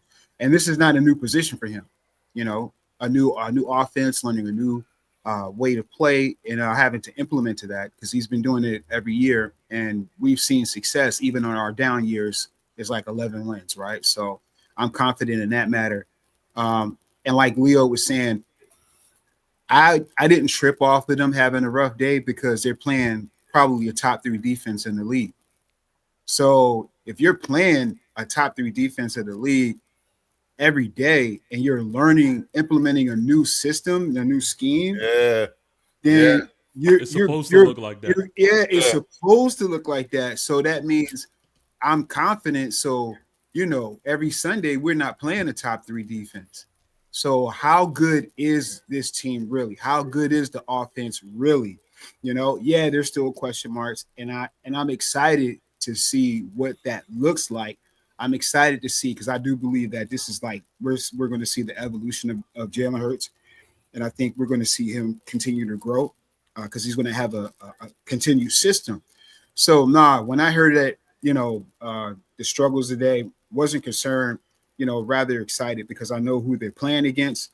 And still, even in today, Jalen was able to get off a few things and get a couple balls. Like Darius Cooper has been balling out, and it's been like, really, really putting in work with a lot of these the D-backs, and with the defense that we have. If Darius is out there cooking, then man, I'm excited about it. So yeah, I'm good with it. And look, TP, I'm gonna say this and pass it to my brothers. X, WIP, Jacob Media, don't go to those dudes. Elliott Shore Parks. Don't if you see anything from Elliott Shore Parks, don't listen. That's That's the a one. WIP for you, boy. ATP, that was the one that he was the one that did the Deshaun Jackson is a gang member. Don't listen to those dudes, like sometimes, and I know because you're not a fan or whatever. Sometimes things that you hear, you don't know to question who actually is saying it. There's a big discrepancy between the local media and the actual fan base. That's a fact. Because and so you're starting to see a little bit of the cracks and everything like that, especially now. So if you see especially Elliott Shore Parks and Dan Salio, you know what I'm saying? They're very toxic, but that's where Cowboys get their Eagles news. Yeah, they do a lot of dog whistling. We all have them. We all have them. Yeah. But listen, I'm just pointing them out to you. So you know. Yeah, of course. Look, I do got to get up out of here, right? I got to get the kids ready for school tomorrow. And you got PT in the morning, don't you? Yeah, man. Yeah, and I definitely do. Fuck that. Hopefully they send me on my way. But wait a minute, what's tomorrow? Wednesday? So was that a run day? Yeah.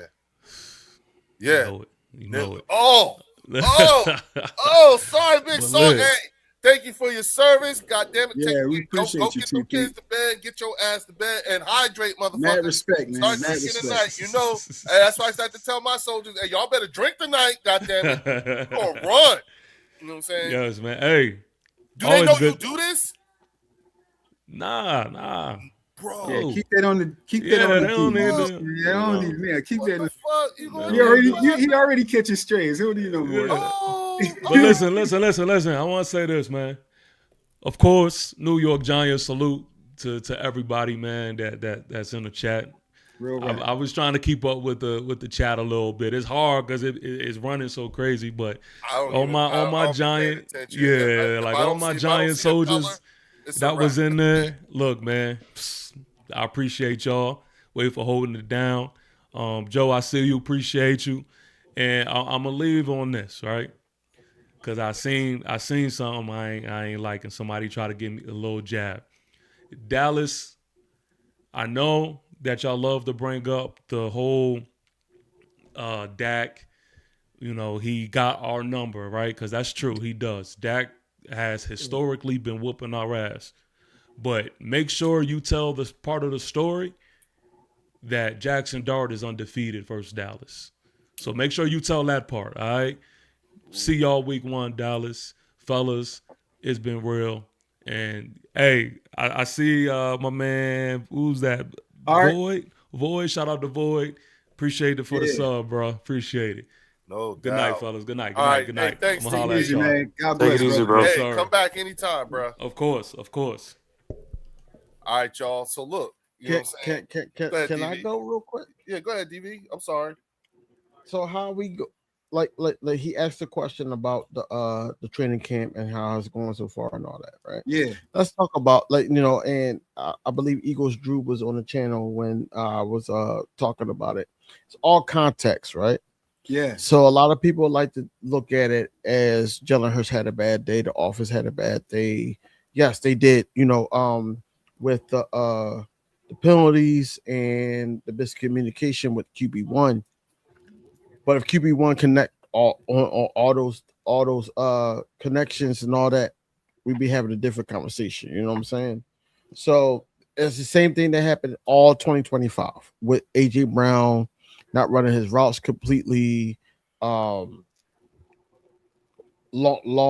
drawn out routes from the offensive coordinator that was called and all those other things. You know what I'm saying? So we can't really talk about if it was a bad day from the offense and all that, and it's always a team sport, but at the end of the day,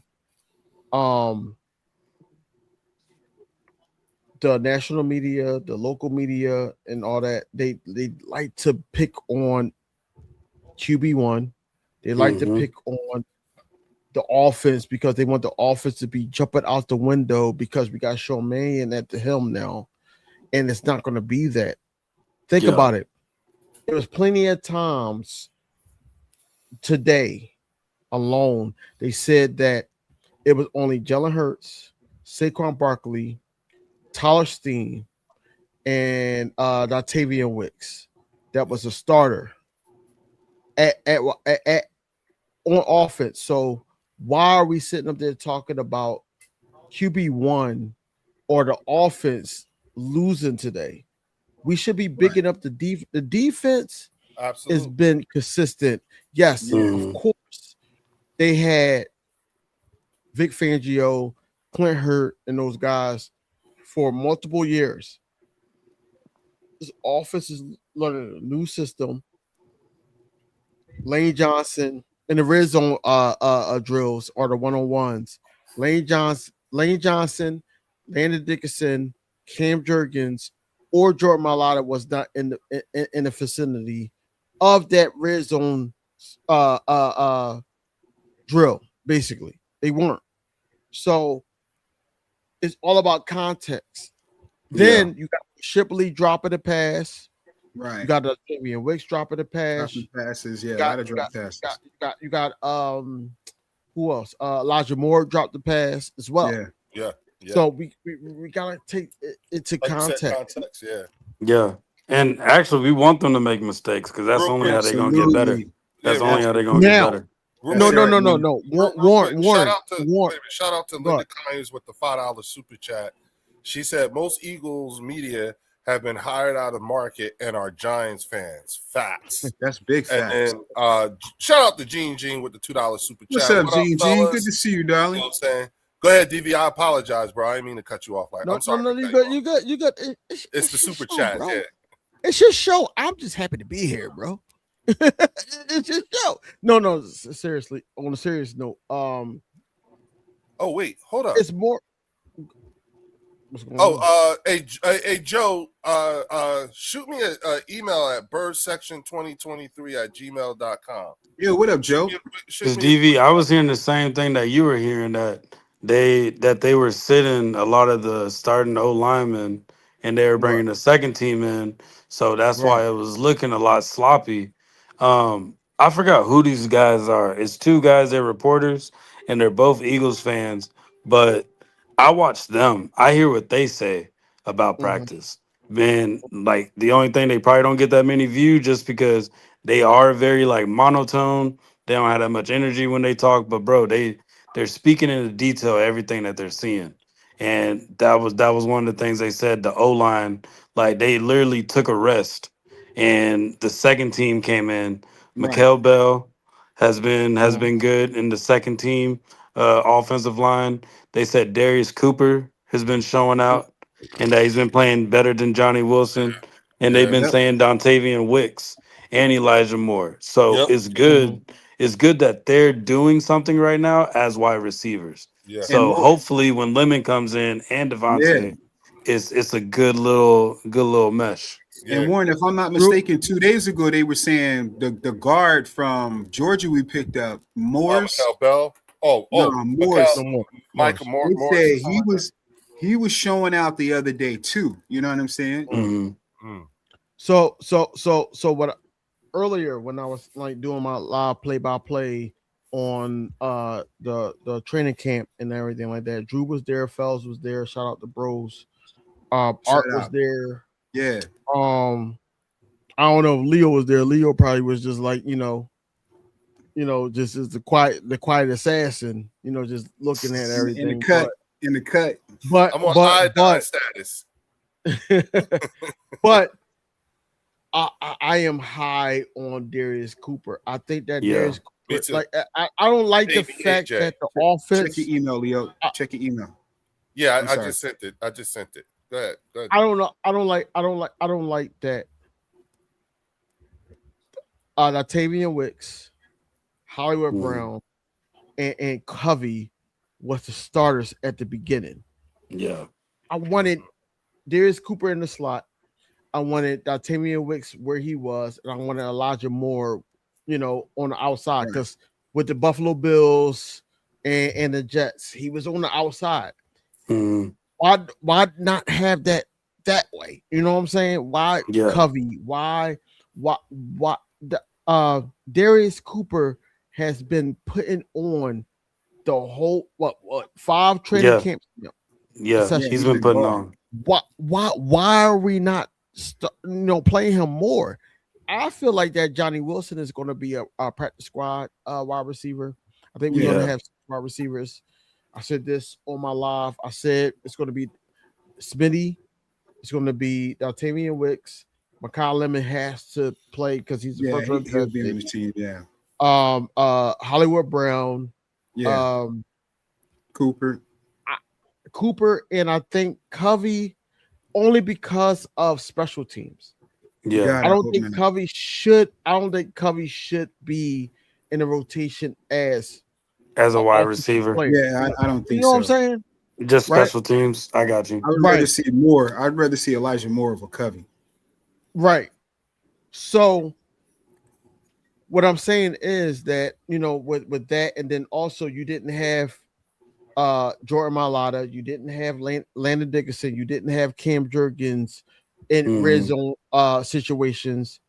It was just Tyler Steen as the starter that was out there, and then you had Markel Bell out there. Then you some snaps. Then you had Fred Johnson some snaps.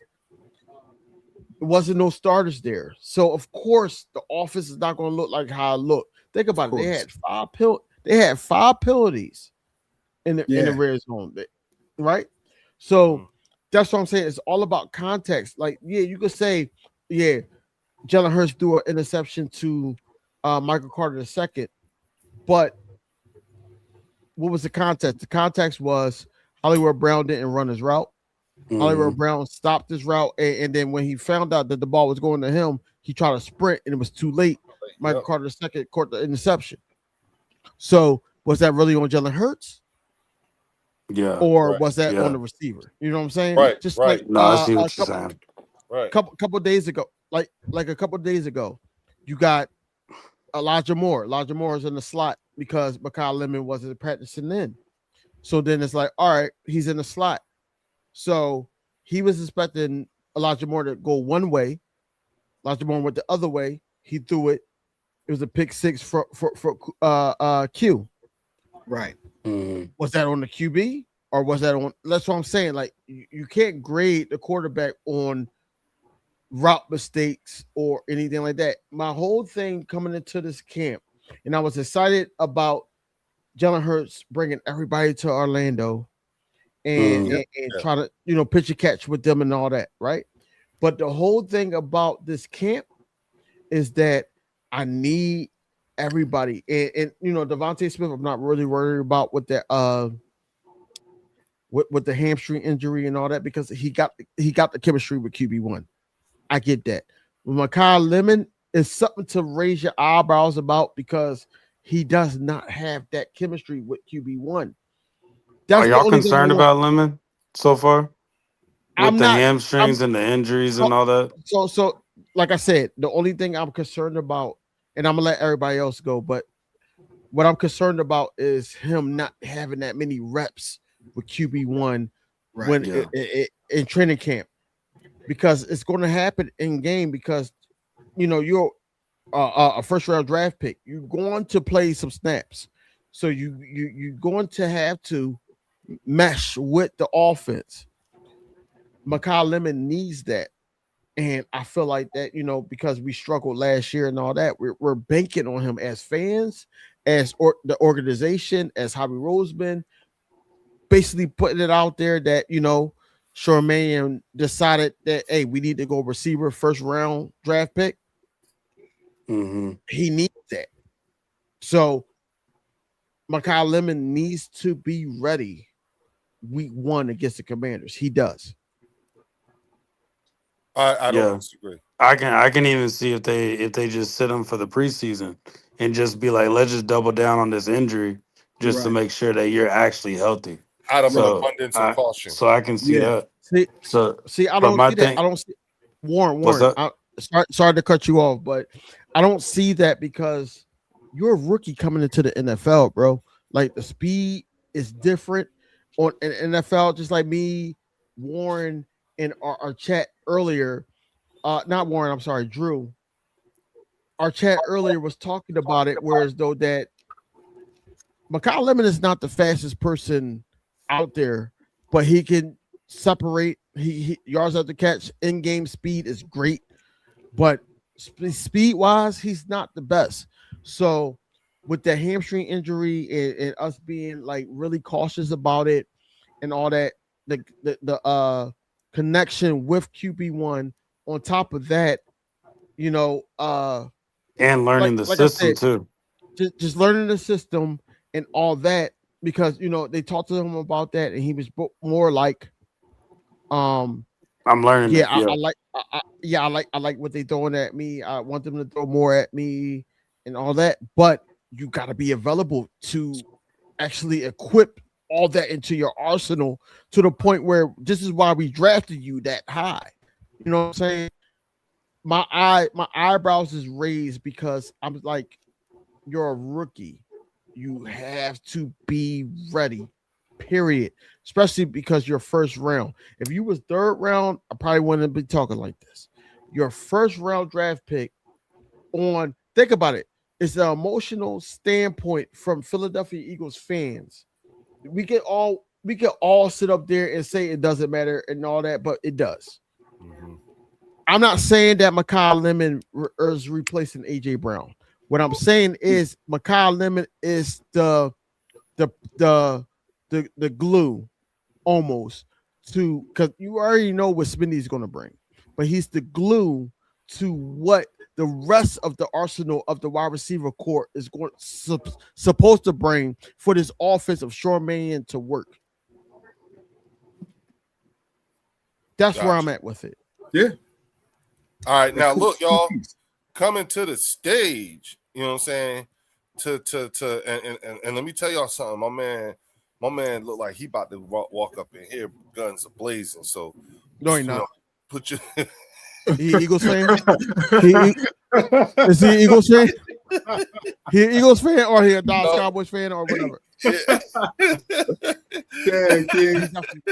We got Joe the Pro, the Mossy in the building. What's up? How you guys doing? Joe? Thanks for having me on. My man, look out, yo. He oh wow. Okay, Joe, give it to us. Let's talk about it. Let's talk about it. What you got on your mind, Joe? I'm sure you heard something you ain't like. Yeah, but I mean, hey, what are we gonna do about it? You guys, like TP said, you guys are the ones on top. I mean, we're trying to compete to get to y'all at the end of the day. You know what I mean? Mm-hmm. You guys have won the division twice in a row, but I hope Dallas surprises people this year. That's all. Yeah, talk to us nice, Joe. Tell us something, Joe. Listen.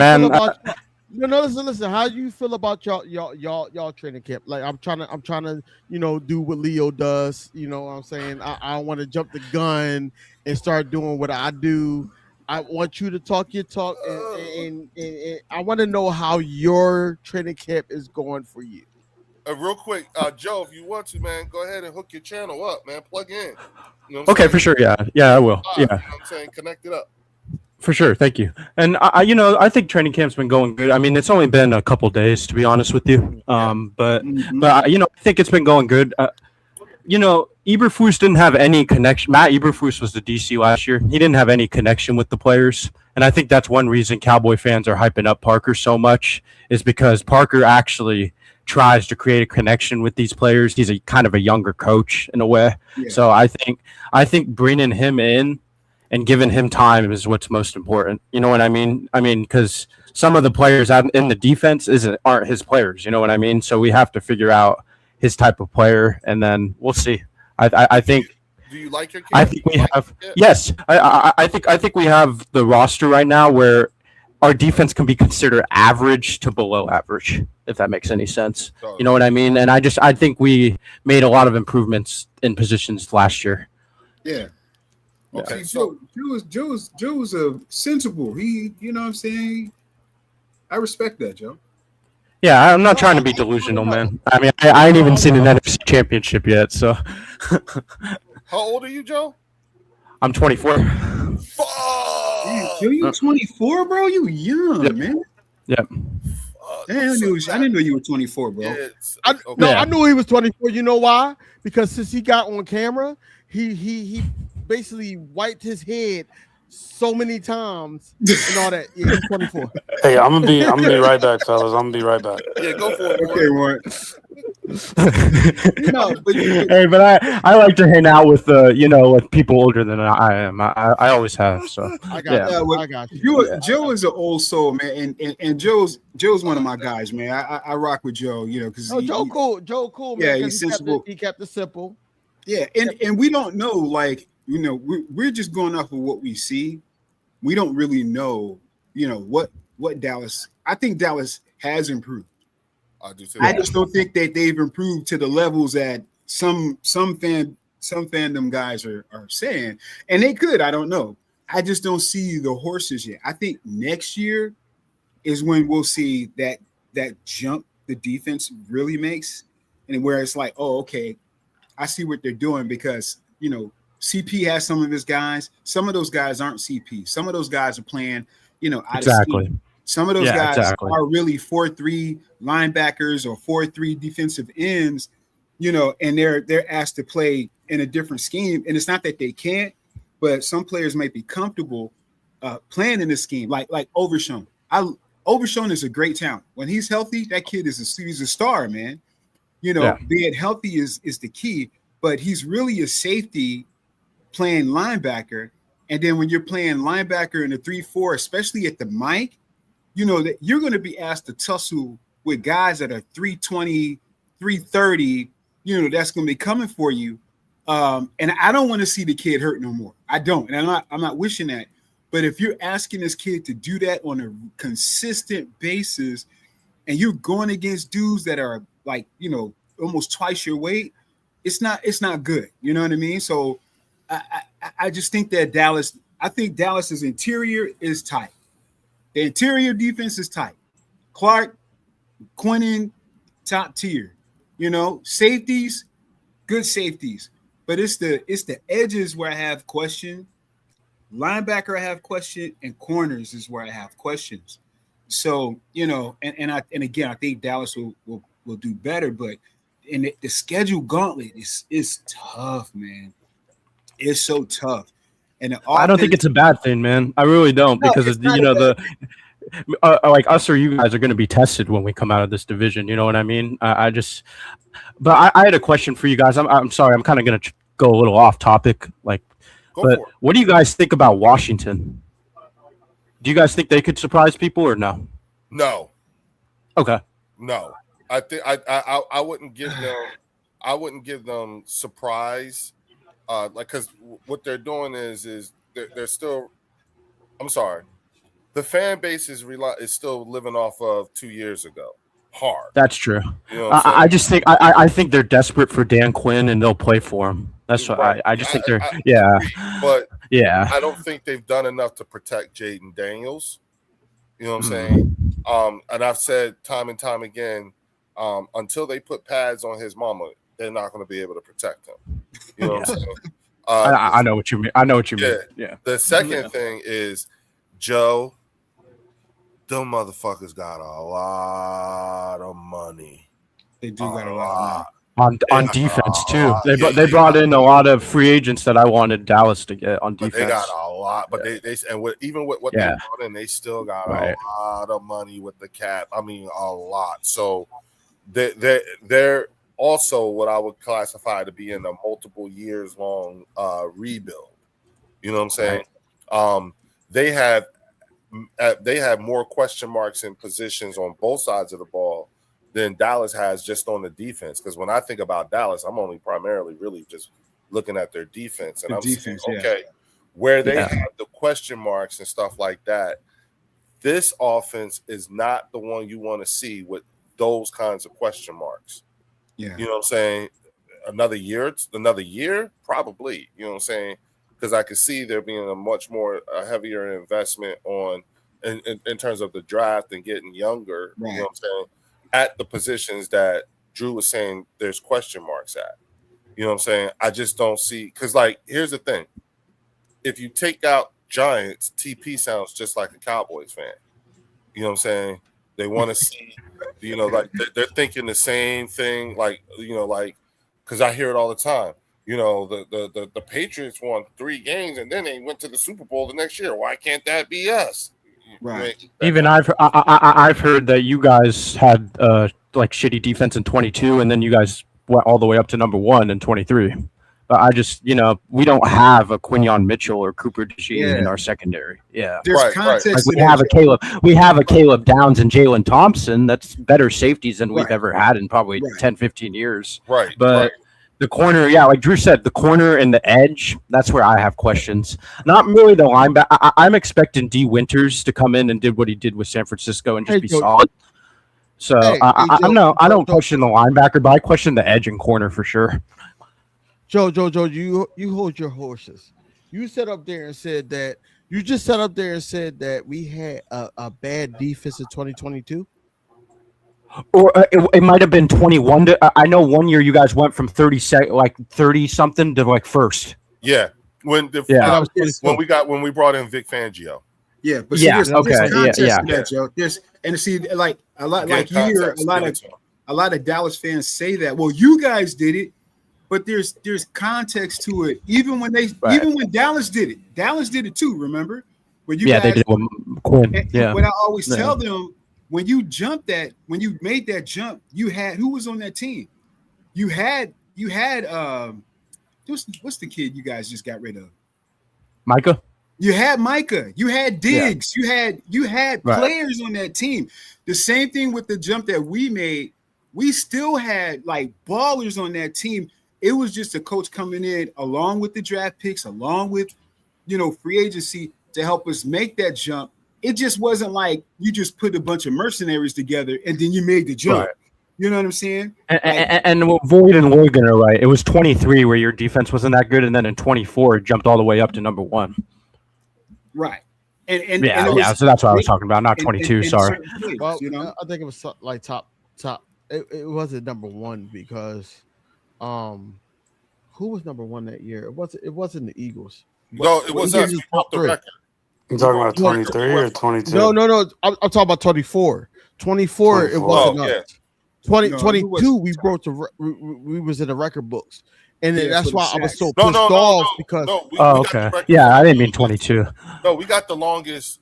We got the biggest jump from 30 to 1. That was 20. Right. Yeah, that's what Cowboy fans have said. That was 21. That was 21 to 22. It wasn't 23 to 24. No, the year we broke the record for the biggest jump was 24. That was Vic's first year here. Yeah, it was 24. The year we broke the record for what? The biggest jump from we were 30th. We went from 30 to 1. Yeah, to 1. Yeah. Okay. Yeah. What year was that again? What year was that again? 23 to 24. Yeah. I got 2 questions for Joe. Hey, what's up? Number one. Me and Drew was talking about this on my live earlier. Why hasn't George Pickens been paid yet? I think Jerry Jones wouldn't want to pay 2 receivers if the result is going to be 7 wins. Do you know what I mean? Like 2 receivers over $60 million if the result is only going to be 7 wins. I think Jerry wants to see the team thrive. I think Jerry and Steven, because I think Steven has his hands all over this, but I think they just want to see the team thrive and like honestly they want to see George prove another year, and then I think they'll either pay or trade him. I think. Okay, I mean that's depending on how this year goes. Yeah, because I just think if you do better this year, you can justify, I'm going to pay 2 receivers because, we just did this. But if you have 7 wins, you can't pay 2 receivers like that. Next year, they'll do at the wide receiver position what we did at the defensive tackle position. Yeah, I do think that the way Jerry Jones is his mindset is right now is more so that it's more prove it before I dish out the money, because let's face it, when the Cowboys were winning and everything, I feel like that it was more so that was pre cap space, whereas though that he really didn't have he had a lot of leeway back then. Now it's more so like, okay, this person is asking for money and all that. Like Michael Parsons is young, so I'm like, I think it was smart for y'all to get rid of Michael Parsons only because I think that it helps y'all in the long run. Yet it wouldn't be smart if it was like right now situation, but in the long run, it does help y'all, right? I agree. Yeah, no, I agree. Right, Because you got Quentin Williams, Kenny Clark, and then we traded down with y'all, and that was the pick we had from the Packers. So we got right. 3 more players out of that deal. Yeah, so I agree with you, and Right. I think Micah's way overpaid at 40 something. Yeah, because he hasn't even been available. But my second question to Yeah, you is, how are you viewing? Like, I know it's too soon because it's a lot of training camp and preseason left. How do you feel about week one against the Giants? Mm. I'm confident. Dak has always diced up the Giants, like TP said, and I just think this year with us going into another year of under Clayton Adams, who was our offensive coordinator, I just think I think we're gonna do good against the Giants because I really think we can run up the middle with Javonte, and all they have is DJ Reader. I mean, double team him will be good. You know what I mean? So So I'm you don't confident. I think we can beat the Giants. so Honestly, you don't I'm more. yeah. So you don't think that front seven with Abdul Carter, um, Brian Branch, all these other guys that they got on the line. Kevin Thibodeau is still on the roster. You don't think that will cause a problem in the run game for y'all? I don't because I'm really confident in our interior offensive line. I feel like they could just move those dudes. Yeah, and even I mean, it's going to be a good test for Guyton and Steele to be going against like elite pass rushers like Burns and Carter. You know what I mean? So, I mean, I think it'll be a close game. It's an NFC East game. It's the first That's like a game. definite. Yeah, like it's the first game exactly. I think it'll be a close game, but I think Dallas will come out with the win. Let me ask Leo and Drew a question and Warren. Because y'all play the Giants week one, but we play the Commanders. How do y'all feel like the Commanders game will go? Knowing what we know throughout 5 training camps right now, not even going through joint practice and all that. How do y'all feel like that will go right now as a state right now against the Commanders? Do y'all think that we would have something to worry about with Susbin? Okay, I call him Susbin. I'm talking about Jaden Daniels because Susbin is the crazy. obvious. Susbin. Susbin is crazy. I'm using that, yo. That's the Wow. yo. Hey, everybody that's watching this right Susbin now, drop is a motherfucking wild. like. That was a bar, Susbin. I am Susbin is using wild, that. King. That That's is for crazy. thank you, King DV. That was his Sorry. gift to the bird That's section. hilarious. I'm sorry, but that's what I call him because it's weird. But anyway, that's beyond the point. That's that. He got that baby The boy point is, it's still. Susbin is crazy. I said his mom need to put on pads. I'm saying, That's the way she was the looking point. at that girl, and then she The tore point- the Achilles. point- That was her mom putting an X. Stop talking about my Leo, son.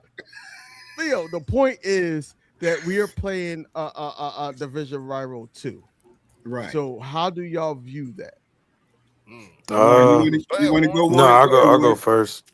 I think the offense is still gonna be trying to get things right, but I think we Yeah. will win just due to our Yeah. defense. Yeah. I think our defense, it'll be a huge defensive win. I think for our first 4 games, we're gonna rely heavy on the defense while the offense I gets it agree. right.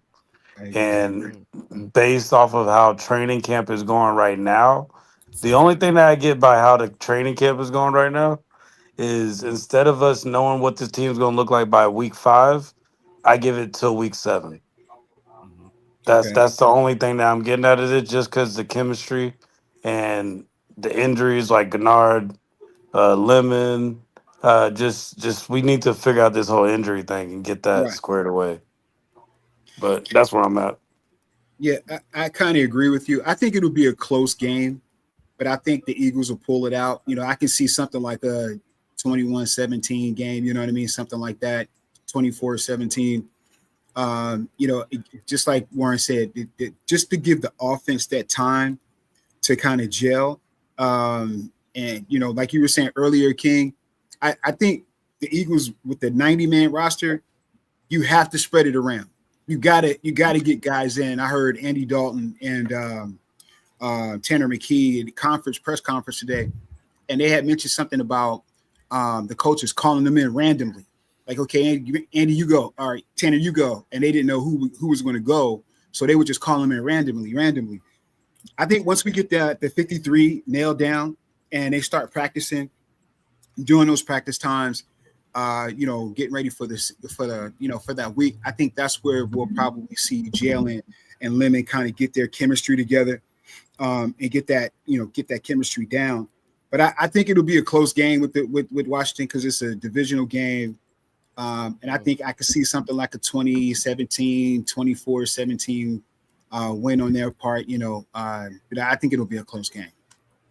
I would say I always count the first 4 weeks as I call them stumbling, bumbling period for every team. And if there's ever a game, if there's one game where we are most sus to lose, and that's for any team, it's the first game. Yeah, that's for every team in the league. Your first game, regardless of how much of a powerhouse you may be or whatever, and listen, it's still it's still a tune-up game for us. To be quite honest with you, I didn't think about it in those terms, but I think Warren is correct. I may extend stumbling, bumbling period 2 more games. You see what I'm saying? Not to mention the fact that who's to say by week 6, week 7, you know what I'm saying? Just like last year, are we still fielding our full complement of weaponry? You know what I'm saying? Because we didn't have that a lot for the last couple of years, even when, you know what I'm saying? And that's with AJ being on the team. Like, we didn't have a lot of games in the last couple of years where we had the full complement of weaponry. You know what I'm saying? And so that's something I think when you look at the talent that we brought in terms of the wide receiver group, I don't think it's just because we want to replace AJ. It's just because I think what we do have is we have the it looks like we're trending to have the kind of wide receiver group so that no matter who's out for however long period of time, we do have enough competent. We don't miss a beat. Players at the wide receiver position that we could weather whatever storm there may be in that regard. Now, the thing is that whenever you talk about the Eagles' offense and everything like that, it's interesting because everyone knows we're a run first team, but you don't really hear a whole lot of conversation about the run game. In particular, like Joe, I don't know how much you're hearing about Tank Bigsby, but that motherfucker is that motherfucker. You know what I'm saying? Oh yeah, I said last year you guys should have ran him more. We did too. There was a lot about what we did last year. We should have did too. But you're absolutely right. I have a question for all you guys, and it was kind of just going to build off that. Like, with you guys losing AJ on offense, and then, Phillips on defense, Dean and Blankenship, do you guys think that you guys are still like top contenders in the NFC? Absolutely, because when last year we were talking about the pieces who are starters now, and the ones, and we were like our depth pieces were awesome. It's the reason why, think about it. When Javon Hargrave left, and then it was Josh Sweat, and then it was Milton Williams, and those guys were on this team. The guys who were depth pieces, then became starters, and then moved on to other teams. It's testament to how we develop players. I've often said that the Philadelphia Eagles are like how you draft. Yeah, and how you draft late rounds. I mean, that's been Dallas's problem is the late rounds. It's not that they draft bad players, but they don't keep the good ones that they draft. They don't develop. Exactly. We're at that stage where we're always developing. Yeah, we're always exactly. Yeah, Yeah. Like, Oh, and yeah. that's where I feel like where the Cowboys at with developing their players. Exactly. Like, who do y'all have like on that depth chart that y'all know isn't probably going to get any reps this year, but y'all know next year they might have an opportunity. Or My when thing y'all is sign those Barham. I contracts, think who's going to walk? What's up? I like Barham, the guy they brought in from Michigan. I think he'll be like a big factor next year, not this year though. Okay. Yeah. Yeah. No, that's good. It's just Yeah. I feel like we have those pieces all Yeah. around, maybe except for the secondary, just because if Coop and Quinion get injured, it's going to be a huge drop off. And I Huge honestly drop think off. Woolen's a huge upgrade over Jackson. Oh, Oh, yeah, definitely. oh yeah, I for feel sure. like we Oh, picked up. hell Yeah. I feel fucking like we yeah. picked And up and Woolen to that's compete coming with from Pickens. that's coming from a rival. Like Woolen is a way better corner than Jackson ever will be. Yeah, Yeah. Tariq Woolen is a 4.33 guy, and Yeah. Quinion Mitchell is a 4.28 guy. You know what I'm saying? You're So you're a better corner than he is, Joe. yeah. I don't know Be about that that. way. I'm like Ryan Gosling in that one movie. But the point is that like it's like, look, man, you know what I'm saying, these guys, going back to the development part of the thing, you know what I'm saying, if you were to do the fly on the wall type of thing and just sit there and listen to what Eagles fans say when they're amongst themselves, when they're amongst each other, you know what I'm saying, it's interesting because I just realized this not too long ago.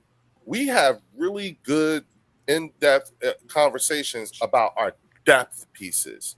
You know what I'm saying? We have very long conversations about our UDFA class, and like if you think about it, like the especially if you if you listen to DV, if you listen to Drew, if you listen to Warren, if you listen to BG and them, you know what I'm saying?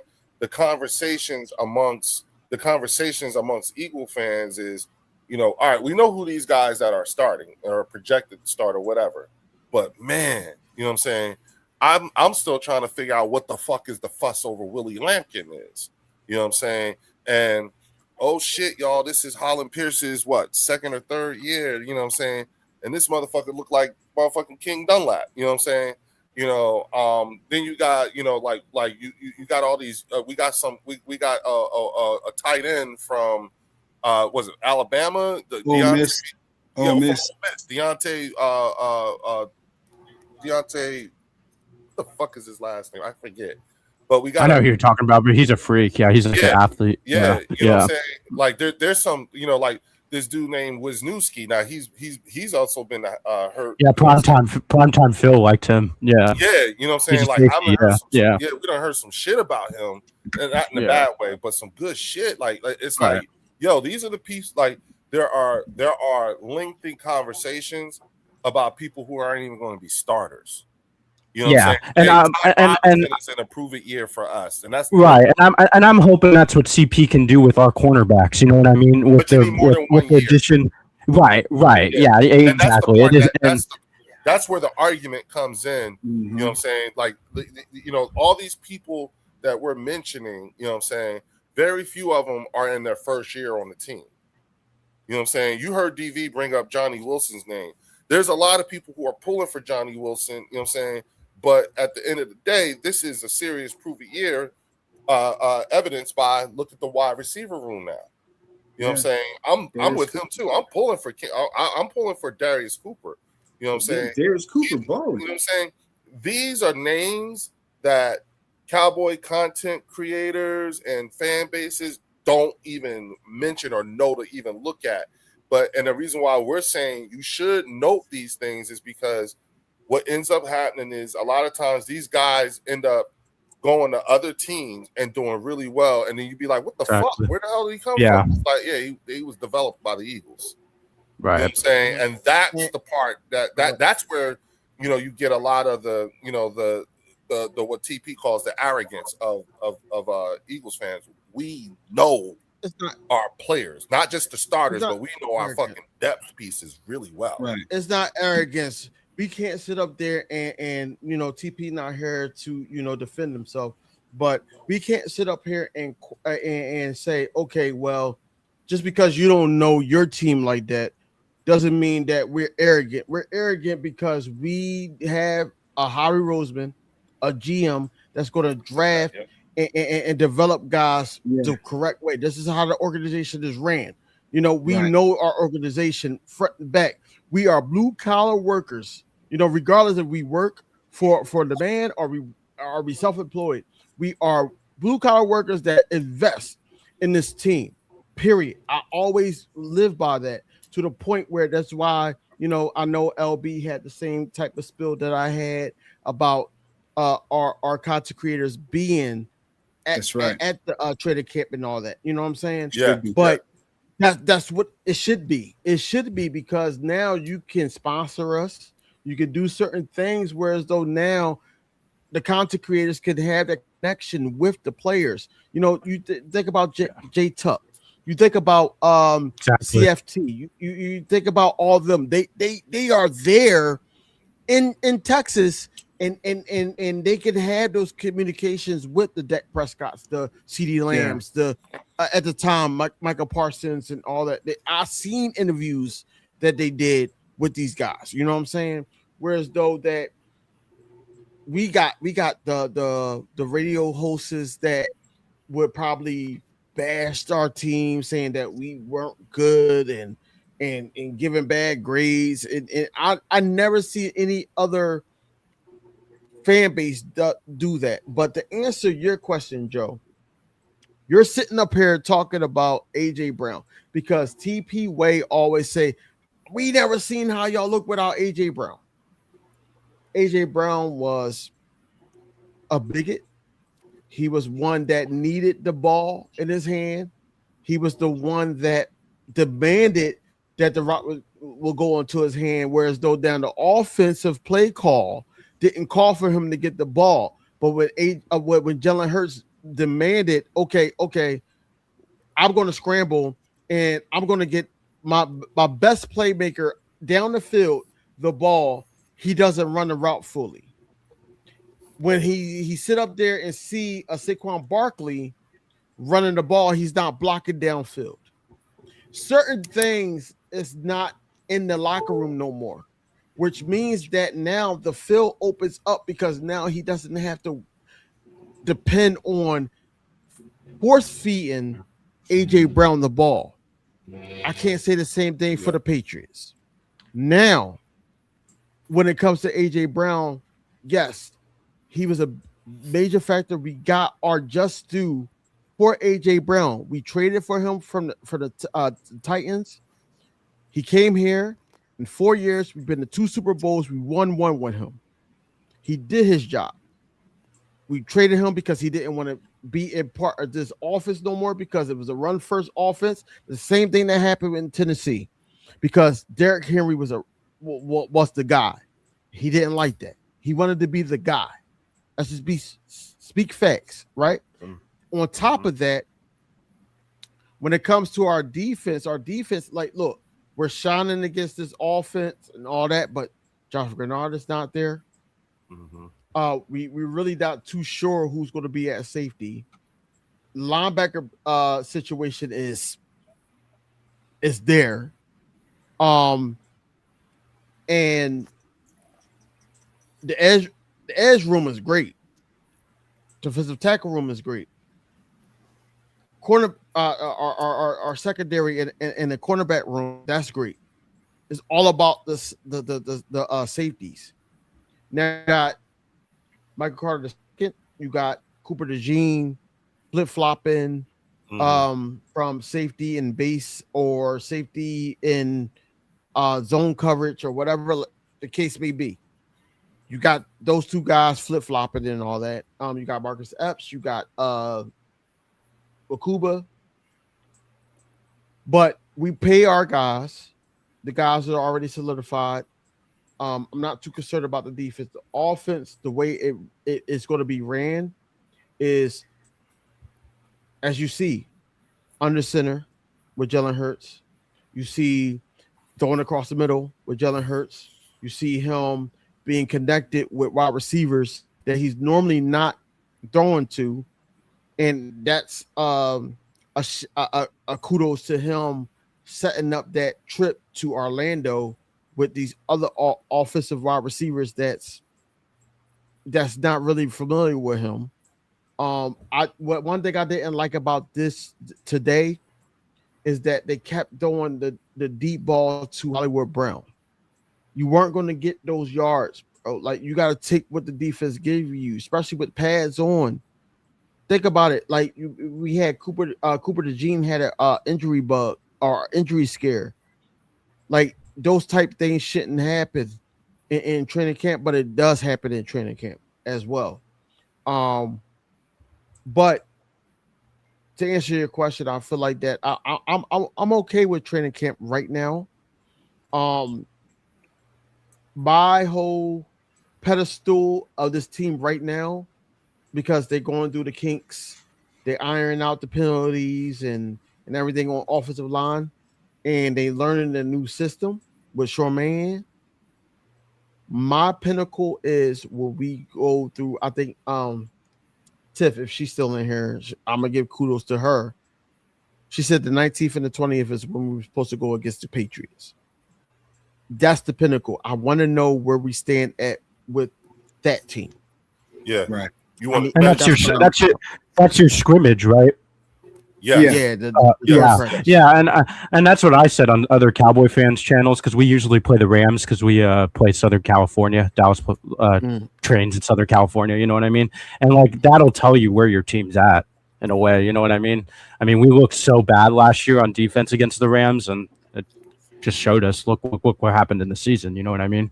So Joe, I kind of wish, not to cut you off, but I kind of wish that y'all went. I kind of wish I went against the 49ers. Yeah, me too. Instead of the Rams. I think the 49ers is y'all Achilles heel to the point where anytime y'all go into the playoffs, especially when y'all beat Tom Brady in his last season, y'all played the 49ers. And then, I think the 49ers should be like, because we really wanted to play y'all in an NFC championship when we went the first time in 2022. We wanted to play y'all then. What's it called? That's when Tony Pollard got hurt. So I mean, even if we would have played y'all would have smacked us because like we weren't prepared that year. And I mean that was on. If you could say like anyone's on Dak, I feel like it's that one. You know what I mean? Mm-hmm. Yeah, and shout out to Fells. I know he said this a while ago. Is that developing players is key. And like one of the players that we just picked up, Uar Bernard, is a major project. Like we're not really expecting anything from this kid, but we just heard today the kid, he was close to a sack, or he would have been a sack. He got it, and coming. So he got a sack yesterday. He got a sack yesterday. Oh, it was yesterday. Okay, yeah. So it was yesterday. He got the sack. And this is coming from a guy that has played zero football, right? And that's that dude from Nigeria, right? Yeah, and I'm not projecting. Okay. They also said they did a play action and he ran down the running back window. Quarterback was the one with the ball. So he ran down like 10 yards. I'm not projecting, but what I'm saying is that like Warren said, we always have players in place that we're developing, and that's key. And I think some Dallas fans get upset, Joe, and you can understand this when we're saying like who, because I hear about Jayshon Barham, I hear about Jayshon because I follow everybody, right? I hear Jayshon Barham is balling out. I hear Kobe Durant. I hear all these guys are balling, but it's like Dallas is like, oh, these guys are playing for right now. You know what I mean? Like, oh, we're gunning for the Super Bowl right now, and all we need is Max Crosby or the linebacker from Miami, and we're ready right now. Yeah. And it's like, hold on, time out. Who are you developing? Like, who's developing for like to showcase next year when the whole draft or all the draft picks that you got, you're adding more onto CP's vision and dream, right? So, the more like how many defensive players did you guys draft this year? Was it mostly like what about 5, something like that? Yeah, probably even more. I think we only drafted 2 offensive players. Right. So you're replacing Yeah. like 8 guys on the defense from last year, right? Yeah. That's replacement. So next year you're going into the draft and you get CP to get maybe a couple more of his players to add to what he's envisioning.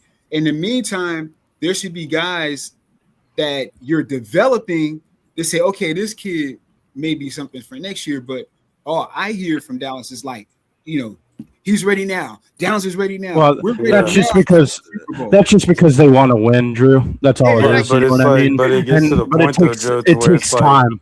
it gets to the point to where you get so thirsty to where Yeah, you want to exactly. win a Super Bowl Yeah, so exactly. bad to where you're kind of digging a hole for yourself. You get Yeah. so thirsty for it. And It's- Joe, And like you guys said, you have to focus on develop. That's why I don't like when people are saying Jayshawn Barham is going to be. He's our 4th linebacker right now, guys. He's behind Overshown, Winters, and James, Shamar James. Yeah. So there's I mean, another he's- person. And mind you, at the off season too. So we saw these players. We've heard about them in the off season. So right, we've seen and they the were highlights. they were of just their drafted. Yeah. Yeah, Exactly. their highlights look good, but once they get on the field, you realize they need some more time. And Yeah. Joe, pay attention to you heard about UR, but then pay attention to Josh Wayru too. That's the one. You know what I'm saying? And same with Dallas. One I like for Dallas is Savone Ravel, because I guess Christian Parker. Yeah, he's spoken really high and saying that he could fix Ravel and make him a decent boundary corner. So we'll see. Yeah, I've heard. Yeah. I've heard good things. Yeah. And Joe, I think that Siobhan, how do you say his first name? It's Savon. The H is silence. Yeah, so it's Savon. Yeah. I think that he can be the sleeper on your defense. Yeah. I really do believe that Ravel can be like the sleeper on your defense if he can stay healthy, because I don't see last year. Last year wasn't his rookie year. This is his rookie year. Yeah, actually, yeah. Right? Yeah. And he has the athletics. What is he, like 6'1", 6'2"? He's like 6'2". Yeah, he's bigger. Yeah. I clown about you guys as corners, and I mean it.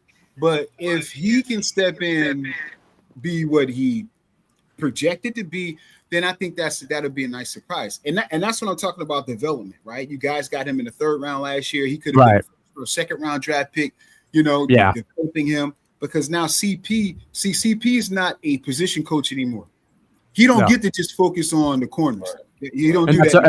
And that's a good point. Yeah, there's other coaches that do that. He's over it. You know what I mean? You gotta trust him. Yeah. And listen, shout out to everybody who's watching. Again, I want to remind you all, please, head on over to King DV Sports, sub up. Head over to Eagles Drew, sub up. Head over to Joe the Pro Sports, sub up. Sure. Make sure you head up over to the Eagles Collective podcast and sub up. Listen, the one thing I will say, especially about DV and Warren, especially them two. You know what I'm saying? They first of all right. The thing with the Eagles Collective podcast is it's not just Warren. It's 4 of them fuckers. Okay, and they don't always agree with each other. They don't. You know what I'm saying? Funny as shit. You know what I'm saying? But to DV's point, they be out there amongst the people in their own way. You know what I'm saying? Because you got to remember, Warren and them are out there in the belly of the beast. They're in Texas. He's like 45 minutes from Arlington. You know what I'm saying? When you look at DV, and BG and myself, we're here in Market. You see what I'm saying? And so it's and Drew doing the best he can out there on the West Coast. You know what I'm saying?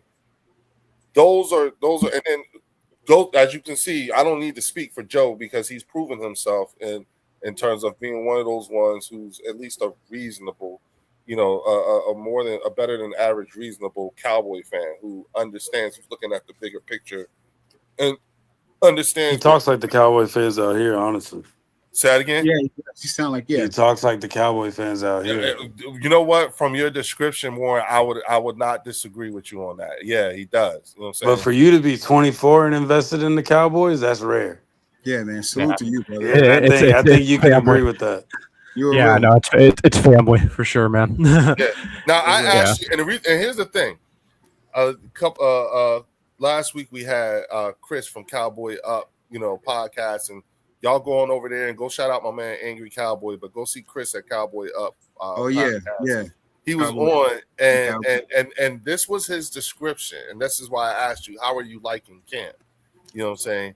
His description was, all this is going on, ain't no drama, everything's great, everything's looking good, and I don't like it. And I was wait, what? And That's he was funny. I don't like it. You know what I'm saying? And I was He's not used to it at all. Yeah.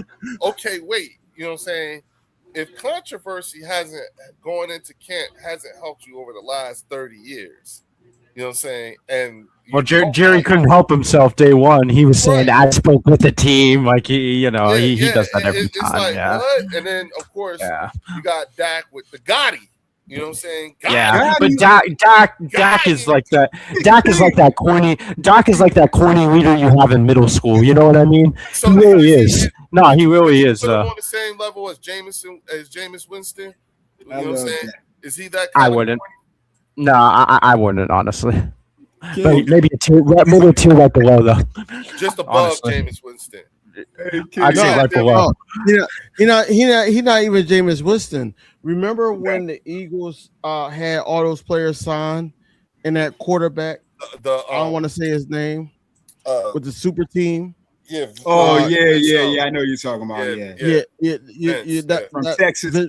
Vince Young. Vince Young. Yeah. Texas.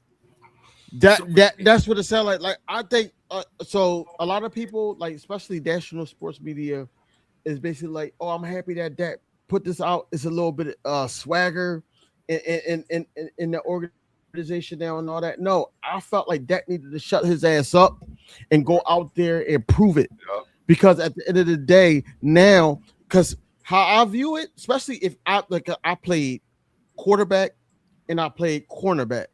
If I'm playing the Dallas Cowboys, I'll play the Cowboys twice if I'm an Eagle, right? If I'm an Eagle, I play the Cowboys twice. Gotti is in my mindset with the greatest with the greatest offense right now and all that. And now defense is going to sit up there and be like, prove it. I'm going to give you my best. I don't give a damn what we do next week, but this week against y'all, we're going to sit up there and do that. I feel like we always get that though, because it's like, we're nationally, the attention's always nationally on us. But this is a self-inflicted wound. I got you, but I just think that's how Dak is. He's just always been that corny, like leader, like let's go, guy, like like that 10 grade plus 11 for 10 plus 11 years. He's been that corny leader. I'd say like ever since he got like that first contract, ever since he's been the starter, he's been that corny leader. We haven't did anything. He hasn't done anything. Y'all won since he's been the starter quarterback for the Cowboys. He's won the division multiple times and hasn't done anything with it. Yeah. But you put that all on him. You don't think that was the defense either? No. Listen, bro. Because one of the things that Chris said was he told us. It made me look at y'all differently. Chris told us in the 30 years since y'all have been to the Super Bowl, y'all had 17 quarterbacks. Yeah, and he went name by name. I forgot people. I was like, holy shit. Yeah, no. After Aikman. After Aikman and before Romo, it was a lot. Bad. You know what I mean? I was like, oh shit, I forgot. You know what I'm saying? And the fact that Tony and Dak account for 20 of those 30 years. Yeah, but don't you think that's also on the front office, because they wanted to draft Johnny Manziel and Connor Cook, and they didn't even make it past their rookie deals? Well, he also pointed out the fact that there hasn't been a very real significant, and that's why he pointed out. That's my thing. Yeah, they haven't put a real investment. Like in if you, since Aikman. like Yeah, right. If you show me something like other than Dak, then I'm cool with it. But if you're telling me Joe Milton, like, nah, I'd rather stick with Dak. No, You no, know what no, I no, mean? no, Like, not him. Not No, him. Y'all not going to him. have to draft a quarterback, I agree, but I just don't think that they're or really good at drafting quarterbacks. They wanted or Connor Cook and Paxton Lynch. or if Jerry Jones allows somebody bigger than him in Dallas, Mm-hmm. or somebody that's equivalent to him in Dallas, and in the organization, yeah, Shador might be your pick. Will McClay. Will McClay, hopefully. No, He's no, our no. senior like over the players. He's Yeah, like Will over the McClay. players. Yeah, Yeah, Will yeah. McClay, So I'm hoping they give him. evaluated. They need to give him more pull. I don't see Jerry doing that, man. I see Steven doing it though, and I think that's what matters. Jerry's 83. Let's be real. I think Steven's running it. I forgot after in the between the Tony Romo situation, y'all had John Kitna, and then y'all had Matt Castle. Y'all had Matt Castle. I remember Matt Castle. He backed up Romo. Yeah. Yeah. Y'all had one of the years Romo got hurt. We had him. We had Brandon Whedon. Yeah, it was bad. Yeah, Cooper Rush. Yeah, Andy Dalton in like recent years. Yeah. I talked to Howie Rose. I talked to Howie Roseman, and I said we need to stop getting players from y'all, because when we got that running back from y'all, DeMarco Murray. Yeah. Well, he was only good because he was behind the first offensive line in football. We had like a beast offensive line back then. Use it correctly. Really use it correctly. Well, look, fellas, I'm actually having, whether you guys realize it or not, but I'm having technical difficulties. You know what you're saying? And so I want to avoid it getting worse. You know what I'm saying? So we got time, a little bit of time, but I want to give you guys an opportunity, hopefully Warren to pop back in here to give us your final words. You know what I'm saying? Because we've been going for, we're working on 3 hours. It's 2 hours and 45 minutes. So that's like shit. You know what I'm saying? I wanted to DV, I got you, bro. I got you. I completely forgot to exchange contact information with you and TP. You know what I'm saying? That's fine. So no, it's fine. I'll get you covered. We gonna link up. No, we gonna link up. Yeah, I want to make sure you got it. You know what I'm saying? I'll that's a must. You know what I'm saying?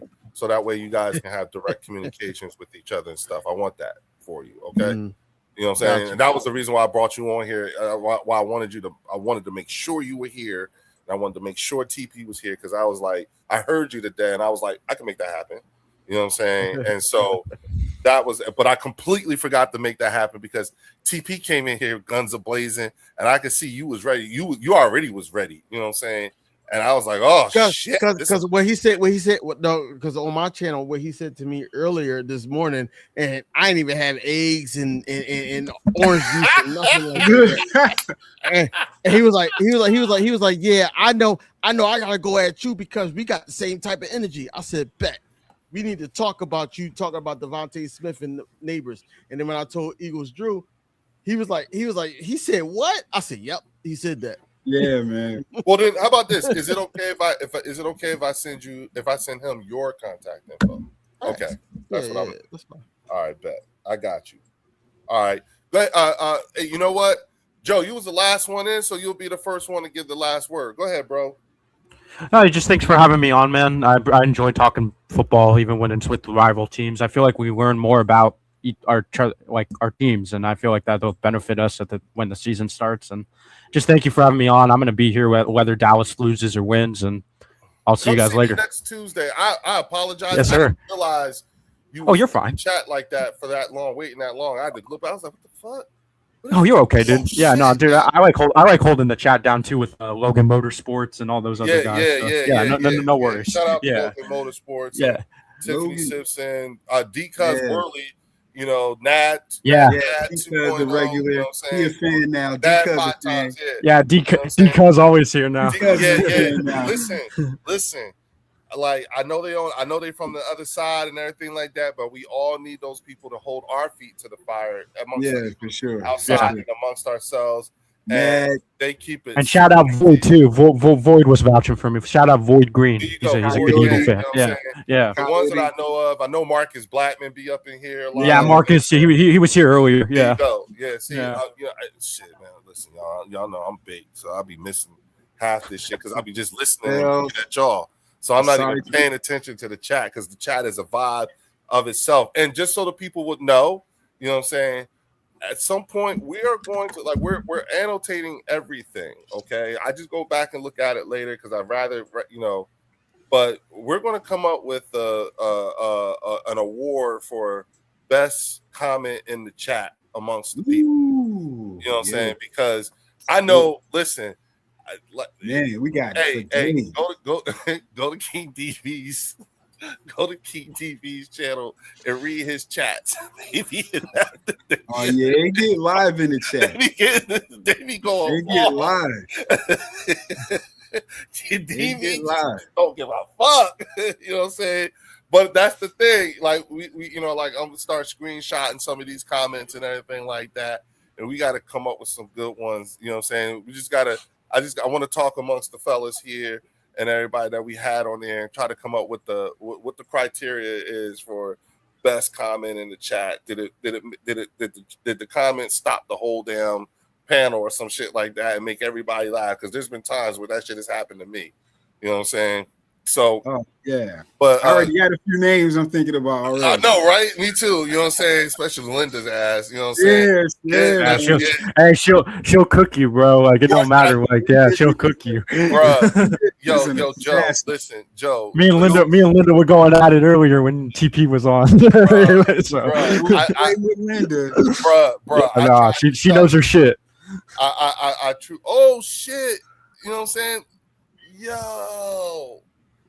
Yo, Rob A is in the building. What's up, man? What's going on, man? What's up? I'm getting ready. I'm up here giving everybody the last word. I know. I heard you. I said I had to come in and get a first and a last word before I fucking drop for the night. You know what? We're gonna be the last one because I'm gonna mute and just let you go. But I want Drew to go ahead. Go ahead. Give your last word real quick, Drew. Hey man, look, I want to send a shout out to everybody, man. I appreciate you, Leo and Joe. Joe, you got an old soul, bro. Man, you be rocking. He be calling me out when I be on my little rage bait. Be like, don't fall for it. I'll be like, be quiet, Joe. But shout out to King DV, man. Respect, Rob A, man. We were rocking earlier on Game Time. And shout out to Game Time. He was earlier when we first started, he was on the channel, came in for a little bit and was support, man. Shout out to Game Time, Bryant, man. TP Way, man. Shout out, part of the family, one of the crazy cousins we got to deal with now. You know what I mean? One of the crazy cousins we got to deal with. It's all good. We set them straight. But no, man, and shout out to the chat, man. Tiffany, Linda, Fells, man, Coyote, everybody, man. If I get you, don't blame my heart, my head. But let me just say this: it's called training camp for a reason, guys. Training camp. So when you hear stuff like what happened today. If I'm not mistaken, everything was happening in the red zone. So that means that the offense was specifically keying on, scenarios of what to do in the red zone, right? It's training camp, folks. So Sean Mannion is really trying to key in on having the offense really learn what they need to do in key scenarios. And again, when you're playing against a top 5, possibly a top 3 defense that we have, it didn't bother me hearing the struggles. And it's rather encouraging because they're going to work out the kinks. Jalen got the GoPro on the helmet for a reason, guys. Jalen got the GoPro. All of them got the GoPro on the helmet for a reason. So, hey, man, shout out to the Eagles family, Dallas, Washington, Giants, the NFC East. We got this, John, and go Birds. Birds. Okay, DV, it's on you, bro. Go ahead. I was waiting, and I didn't want to interrupt Eagles Drew because Eagles Drew, he laid a foundation, but sometimes you gotta put some spackle on it, on that foundation. And what I'm gonna say is this, right? It's all about your knowledge of football.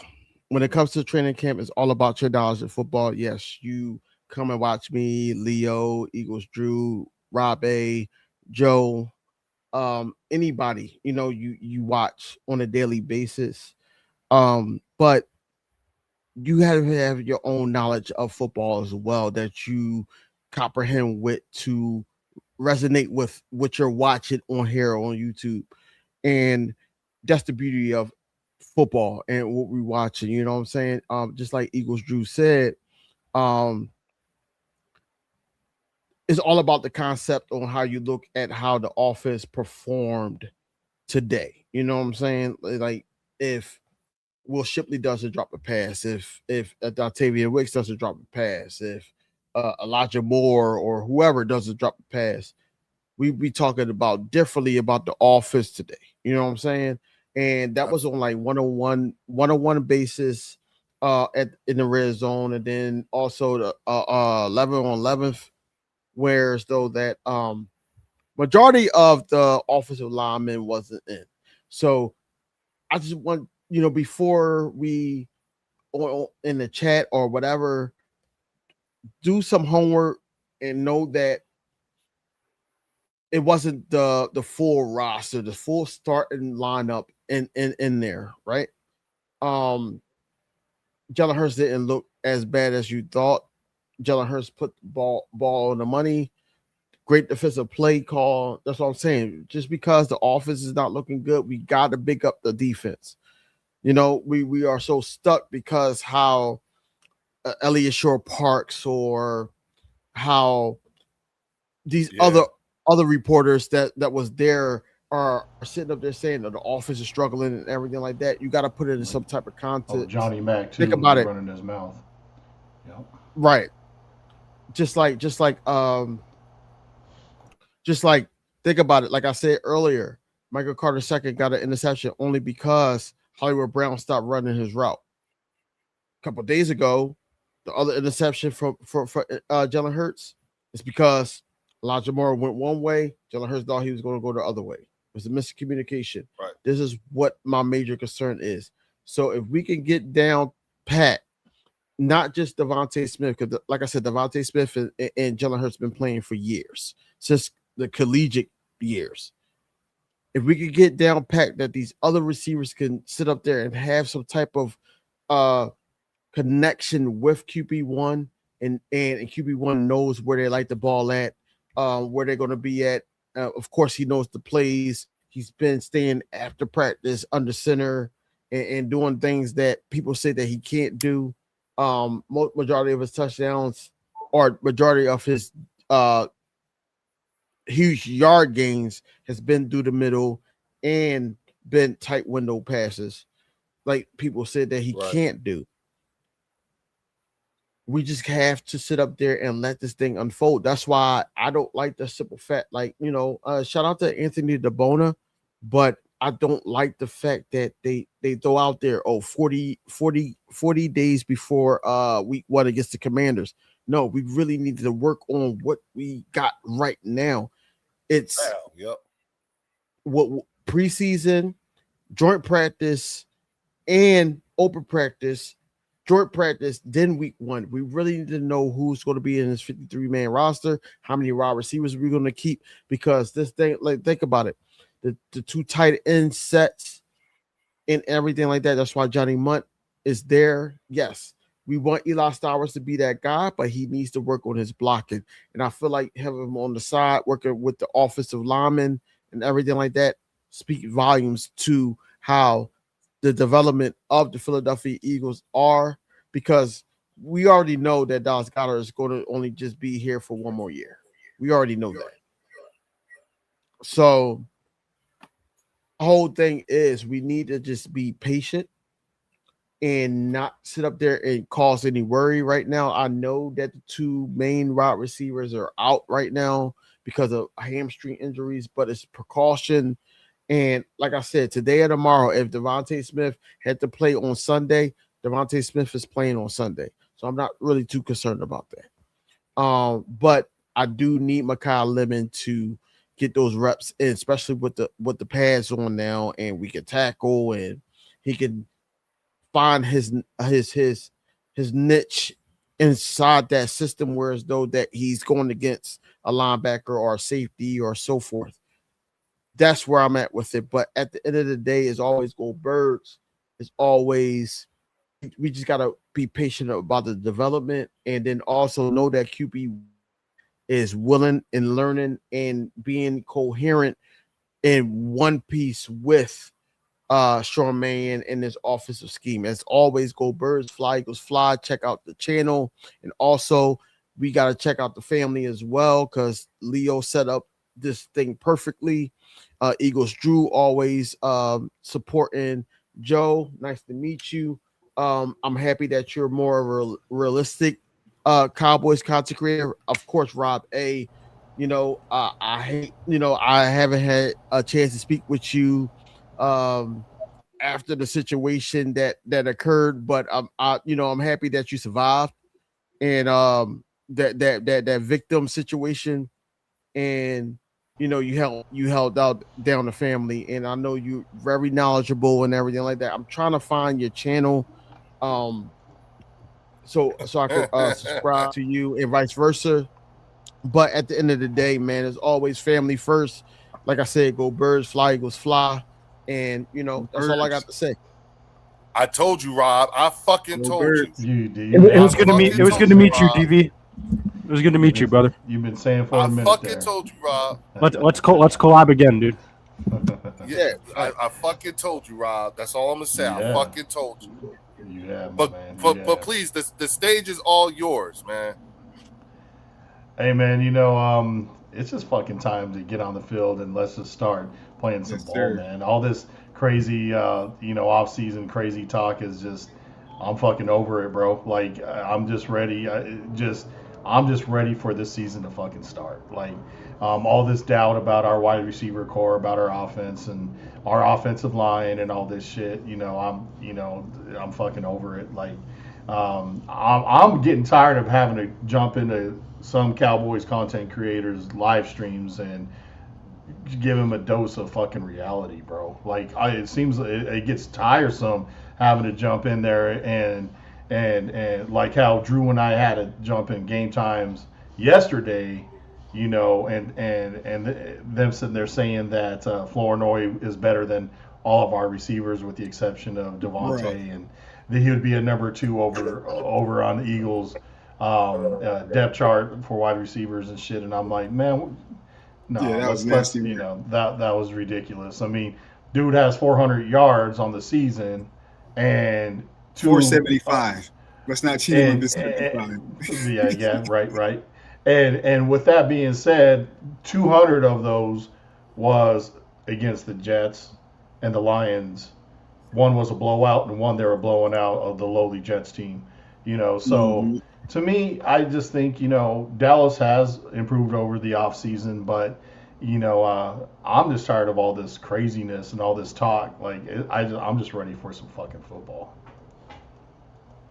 I love it. Well, look, y'all, my as y'all can see, my camera done went out and shit, so my shit is shutting down. And with that, I'm going to keep it real short. I don't need to say too much of anything other than y'all already heard it. You know what I'm saying? Again, shout out to King DV for being here. Shout out to Eagles Drew, Joe the Pro, and TP Way the Giant. And Rob, man, I feel cheated. You know what I'm saying? I feel cheated. Why is that, my man? Because I wish you were here earlier, especially when TP. You know what I'm saying? Oh my God, yeah. That would have been great. You know what I'm saying? Joe, I apologize. I should have got you up here sooner. I just wasn't paying attention to the chat like that. You know what I'm saying? It's all good. And shout out to Fells. You know what I'm saying? His presence. Sir. Sergeant, missed you, man. Fells, miss you, bro. Miss you. Duly noted. But I talked to him. Well, we texted each other earlier today. He's on business, y'all. So I know he's watching. Okay. Yeah, he in there monitoring the chat. Yeah, he's trying. I think Fells is doing his multitasking thing or what have you. Yeah. what I'm saying? So, Sergeant in there. But yeah, he'll be here on Friday, I think. Yeah, you know what I'm saying? It just depends because he's traveling right now, so he has a lot to do. You know what I'm saying? And that's why he's not here. But Safe he definitely travels, he definitely let it be known he was going to be watching. And with that, I will say, hey, everybody, make sure you're here on Friday. Do go to Joe the Pro, Eagles Drew, King DB, and the Eagles Collective Podcast, and make sure y'all sub up.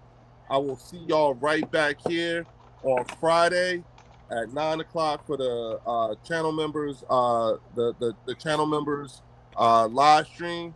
With that, I will say, great show, y'all. Right back here on Friday at the Birdsection. Oh! Go Birds. Hey. Go Birds. Go Birds.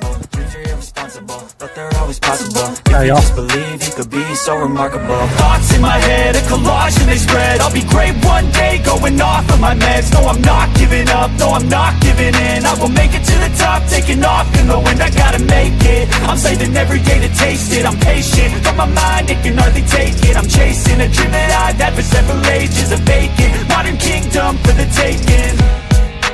Now that I've been put through hell, I never got anyone's help.